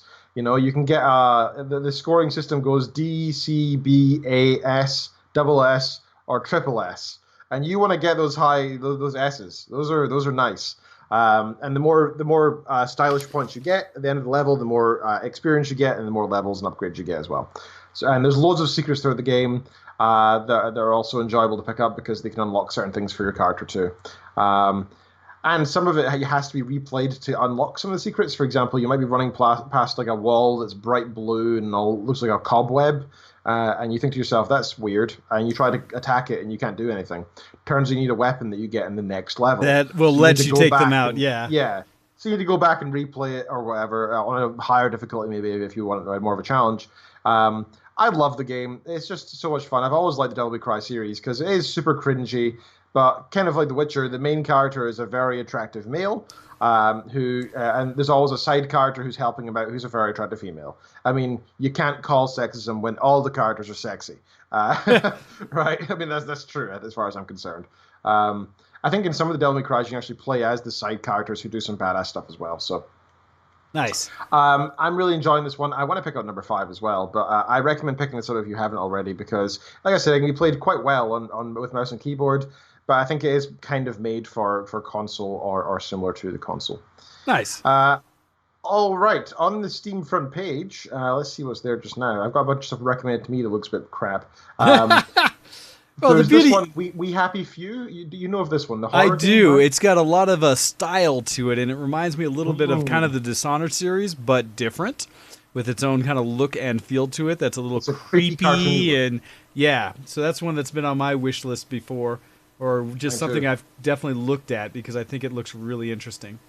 So what I'm surprised by is what the original price tag is. The original price tag is $60, which is, I think, a bit excessive considering it's quite a small game, I believe. Well, it's one of those things that it's not a full-on game. It's a Gearbox game. And it's a full-on one of the games they put out there as a big game. that I just think, I don't know if it's when it came out it didn't resonate as huge, but it definitely was one that they were pushing as a big one that I heard a lot of advertisement for. But that goes into show kind of some of the difference of some of these games with the price difference that I've seen sales as high as 90% off on some of these things. So I know I have a nasty habit of going through them and looking at what's the highest discounted games and then starting there. Because if I pick up something that's 90% off and it looks like it's half decent, then it's kind of like, why not? I'll probably play this at some point. I'm so bad about that. And I kind of go down the list of discounts. I'm so used to Steam now having spoiled me that if it's 25% off, I'm like, meh. Unless it just came out, that's nothing. I'll wait. Yep. No, I agree completely. If you haven't picked up Shadow Warrior 1, I believe that's on sale, but it's only showing me number 2. Let me look it up. Shadow Warrior 1 is a really fun... Yeah, it's on $10 just now. But it's not... Yeah, it's on 75% off down at $10. It's a fantastic game. Shadow Warrior is... basically, you're a guy with a sword, and it's a remake of the original Shadow Warrior from the 90s, I believe. You're playing as the quick-witted warrior Lo Wang. Yep. It's a really pretty game. Like if you have a nice graphics card, you'll appreciate it because the game is now 6 years old as well, but it's beautiful. You play it as either an FPS or a sword game, or also magic demon powers game. There's lots of secrets throughout, lots of comedy. And I remember actually 6 years ago talking about on the show how much I've enjoyed it. I've played it 3 times since. I love this game, and I frequently go back to it. Shadow Warrior. If you're looking for something that's like you don't need to take too seriously, the story's secondary, beating them up is more primary, check out Shadow Warrior. It really is a great game. Nice. Well, I know another one I see on the Steam sales on one of the pages is one that's been hugely popular for certain people in the past. Stardew Valley is currently on sale for 40% off. So it's like $9 right now. And for the people who enjoy that game, not one of mine, but I know a lot of people who've put a ton of hours in there. And so that might be something up somebody's alley. As well as other ones I know, like cousins might play, like Monster Hunter World for $24 right now, 60% off. And one of the other ones that finally became more popular once they fixed a bunch of stuff, No Man's Sky for half off right now on the Steam sale. And again, don't just look at Steam. There's all these other different places aggregating, putting sales out there. I've been using it to purchase gifts for people, because that's always fun. When I see something that's on decent discounts on their wish list, I feel pretty good about gifting something here and there. So Hando, good for you. I know I sent something to Copy, sent to you, Ken, and so things like that. So I definitely keep an eye on those things. I think it's a wonderful time for it, and who doesn't like a good sale? I did want to bring up something that is cute, not necessarily on sale yet or not, but something I'm curious about. This is one where some fans, and I'm going to be really curious if this makes it to fruition or not, but there are fans who are working on something called Little Big Planet Restitched. Yes, we talked about this last week a little bit. Did we actually bring this one up? Yep. I wasn't sure. I wasn't sure if I brought it up or not. Because basically they're looking at rebuilding it in which engine are they using? Is it Unity or Unreal 4, I think? But they're putting together a remake that's totally fan-based that I hope is real and happens and comes. They have a video on it that looks super cool. But I'm afraid that if it picks up enough, that it'll get shut down, right? Because this is one that, for one, it's going to come to PC. And that's something that excites me. Because I love Little Big Planet, and if I could actually play with all my friends on PC, I'd be all over it. Another game that, again, is a ways away, but I saw and looks interesting, is one that caught my eye because I'm thinking of you, Hando, here, because of who made it. This new one that's coming through is called Balsa Model Flight Simulator, and it's a new flight sim from the creators of the Kerbal Space Program 1. So Irregular Corporation and Floating Origin Studios announced a partnership on the upcoming model flight simulation game for PC, Balsa Model Flight Simulator. Created by Felipe Falange, and it says Harvester, who is best known for the resounding successful Kerbal Space Program, Balsa Model Flight Simulator, set for release in mid-2020. They also released a trailer for it, showing basically a bunch of little planes flying around in the scale of being model airplanes, and the ones that look like they have kind of the structure of everything from what I used to remember of making little rubber band-powered model planes that were like the real thin, basically a stretch of wood down the middle and wings, to what look like more advanced model airplanes. It looks like there's modes where you can fire and fight each other in them, as well as fly through different obstacles and things. And you have perspectives where it shows that you can go from in the cockpit, from flying, it looks like, on the ground or in a third-person cam. All kinds of ways to control your thing. Lastly, though, Balsa Model Flight Simulator will also feature a full scenario editor, and it'll allow pilots to build and host their own game sessions and choose what activities players progress in online PvP or PvE modes for up to 16 players. The game will also support mods and have 4 large map areas at launch for the taking. So that looks like one that could be a lot of fun. And because of the Kerbal piece, I did see a part of it where it looks like you can basically design and build your own planes. If that something comes out, and if they do it anything like they did on Kerbal, that should probably be a lot of fun. So throwing that out there as another thing I saw that looked really interesting. All right. Ken, do you have anything else that you really wanted to talk about that you're seeing coming through the news this week? I do. Sorry, we actually ordered from Myers grocery shop. It's supposed to be delivered in 10 minutes, and the person's been phoned me 3 times, and I've been ignoring it because they couldn't find 4 different items around the store, and they were panicking. So I had to answer because they were getting annoyed. That's like, right. We got you covered, Kenneth. And I was like, oh crap, I better respond. So yeah, I've got a couple other things, including one more thing on the Steam sale. I want to mention, The Witcher 3 is really the main thing there for me. If you haven't played this yet, it is 70% off. It won over 800 awards they're touting on the page, which is no surprise. It was the best game of the year for multiple different magazines, outlets, and reviewers and such. So check out Witcher 3 Wild Hunt. It is well worth picking up. Jedi Fallen Order is also reduced by 17%, but from what I've heard, I don't plan to pick it up. It sounds like it's a bit generic and not really anything unique, which is a bit of a shame because I was quite excited for that. In terms of other news stories, I did have a couple other things here. So one big one, which I think Hando said he was planning on waiting to see how the reviews go before he makes a decision on it himself. Sons of the Forest has been announced. So this is a new game by End Night that was revealed at the Game Awards. Not much was revealed about the Sons of the Forest in the trailer, but there are plenty of humanoid enemies crawling around the dark areas, and the player character is equipped with weapons. End Night's previous game, The Forest, is an open-world survival horror game, and Sons of the Forest certainly seems like you'll be carrying on the horror aspect. So I think the Forest was a very unique game, and it came from, I think, a Kickstarter originally, and did surprisingly well considering that fact. I remember seeing the initial trailer where a guy's walking through the forest, and there's this gorgeous scene, and this bird lands on his hand, and I was like, I'm sold, I love birds. They're cute. And plus, it was that whole crafting builder thing. People love that. I think the Forest did it okay. Problem was, if you built a big base, you'd get attacked so quickly by so many monsters, you go overwhelmed. Yeah, it almost became you didn't want to build. Yeah, you didn't want to do anything big. Exactly. I've got a couple of other articles here. Is there anything else you want to bring up first, sir? I think, let's see. The only other ones I know, although I haven't seen her in chat today, but I was going to say on Copy's behalf, I was going to mention that Phantasy Star Online 2 beta signups are now available for the Xbox One.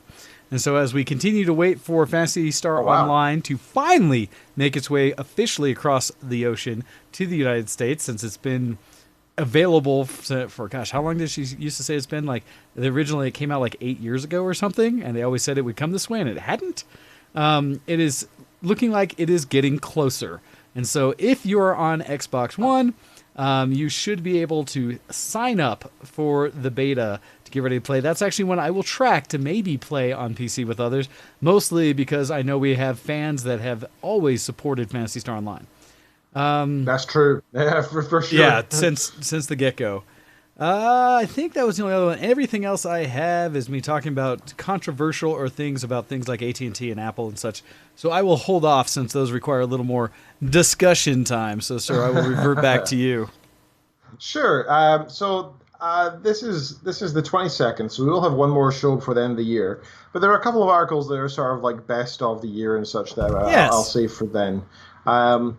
So the next article I want to talk about is Dungeons and Dragons video games are in the works. 7 or 8 of them, says the WOTC president.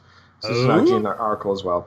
Dungeons and Dragons had the biggest resurgence over the past 2 years, with more people playing than ever before, including celebrities like Vin Diesel, Dwayne "The Rock" Johnson, and many others. The next logical step is to bring D&D back to its video game glory of yesteryear. In an interview with GamesIndustry.biz, Wizards of the Coast president Chris Cox revealed that 7 or 8 games ranging in size are planned for the popular role-playing franchise over the next few years. We want each game to have a point of view and to keep on just a couple of things and do it really, really well, Cox told GI.biz. What you don't want to do is have every game in the franchise try to do the same thing and try to do everything all at once. I agree with that completely. Yeah. I couldn't agree more. Yep. Wizards of the Coast, best known for their publishing their Magic the Gathering online games and the Pokemon trading card game, purchased the Dungeons and Dragons license prior to D&D publisher TSR's bankruptcy in 1997. Since then, they've made multiple revisions to D&D, including releasing the 5th version in 2014.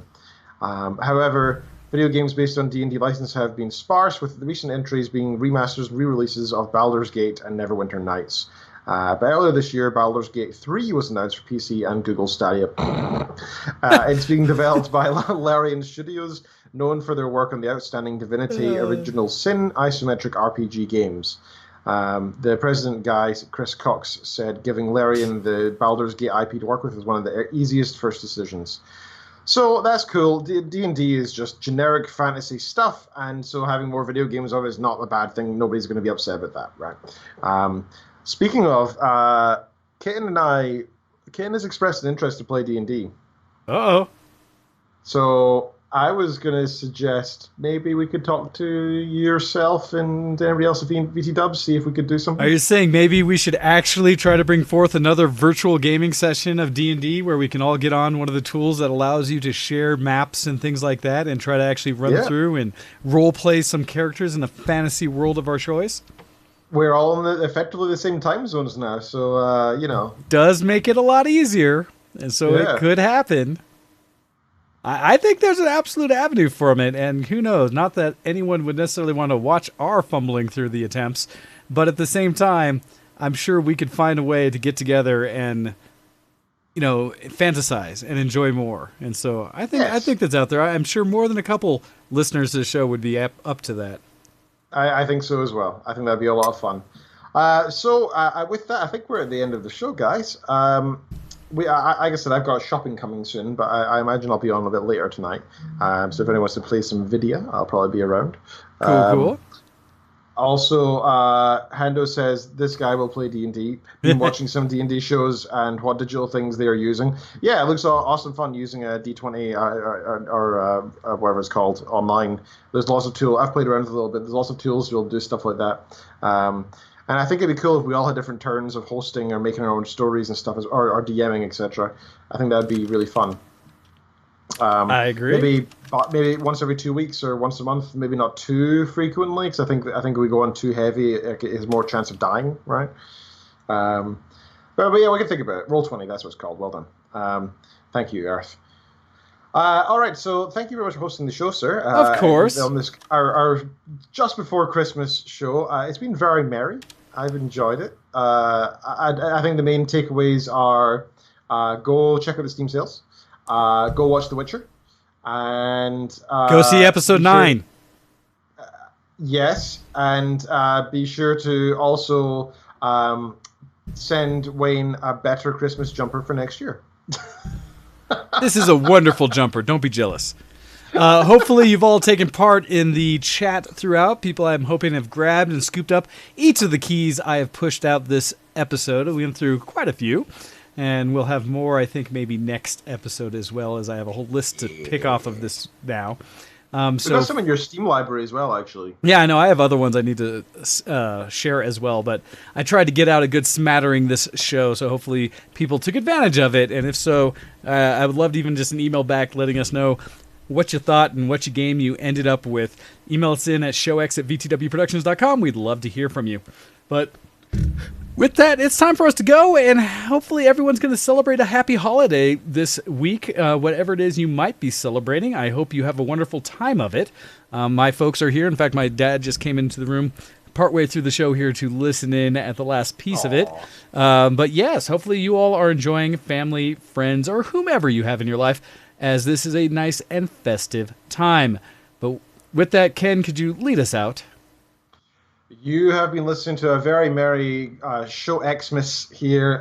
Thank you. We should have to call today's episode of Show Xmas. We have to. Thank you so much for listening in. Thank you guys for taking part in the chat. Thank you for being here and spending it with us. We love you guys. Well, I really love the snow theme. It just makes it feel so Christmassy. We'll be in the Discord later on, either tonight or straight after the show. Up to you if you can come join in and be there. And same way with the next week or two. I think everybody has some form of holidays, so just idle there if you want to hang out. Don't feel like you have to pressure into being there at specific times or anything. Jump in. If people are around, we'll play games, and that sounds like a good way of doing it. I'll be excited to hang out with all you guys over the next couple of weeks. Thank you very much for listening to Show Xmas on twitch.tv and on YouTube and on Facebook. We very much appreciate it. You can check us out all over the place online. You send emails to showx@videorussians.com. You can follow us on Twitter, twitter.com/DocDead for Mr. Wayne here, twitter.com/drkenreed for myself, and twitter.com/VTWShowX for the show's Twitter itself too. Be sure to mash that subscribe button, bro, on twitch.tv/VTWShowX, and the notify, and on YouTube. Do all those things too, because that apparently matters.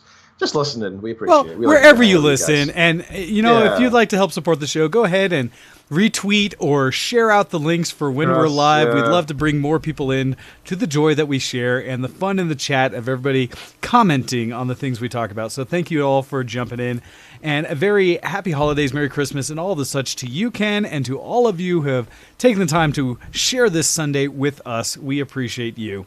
So with that, we look forward to seeing you next week. We look forward to seeing you into the new year and what will be happening there. And we will, all of that. So thank you all. Have a wonderful time. And we are out of here. Bye, everybody. Goodbye. See you next zombie.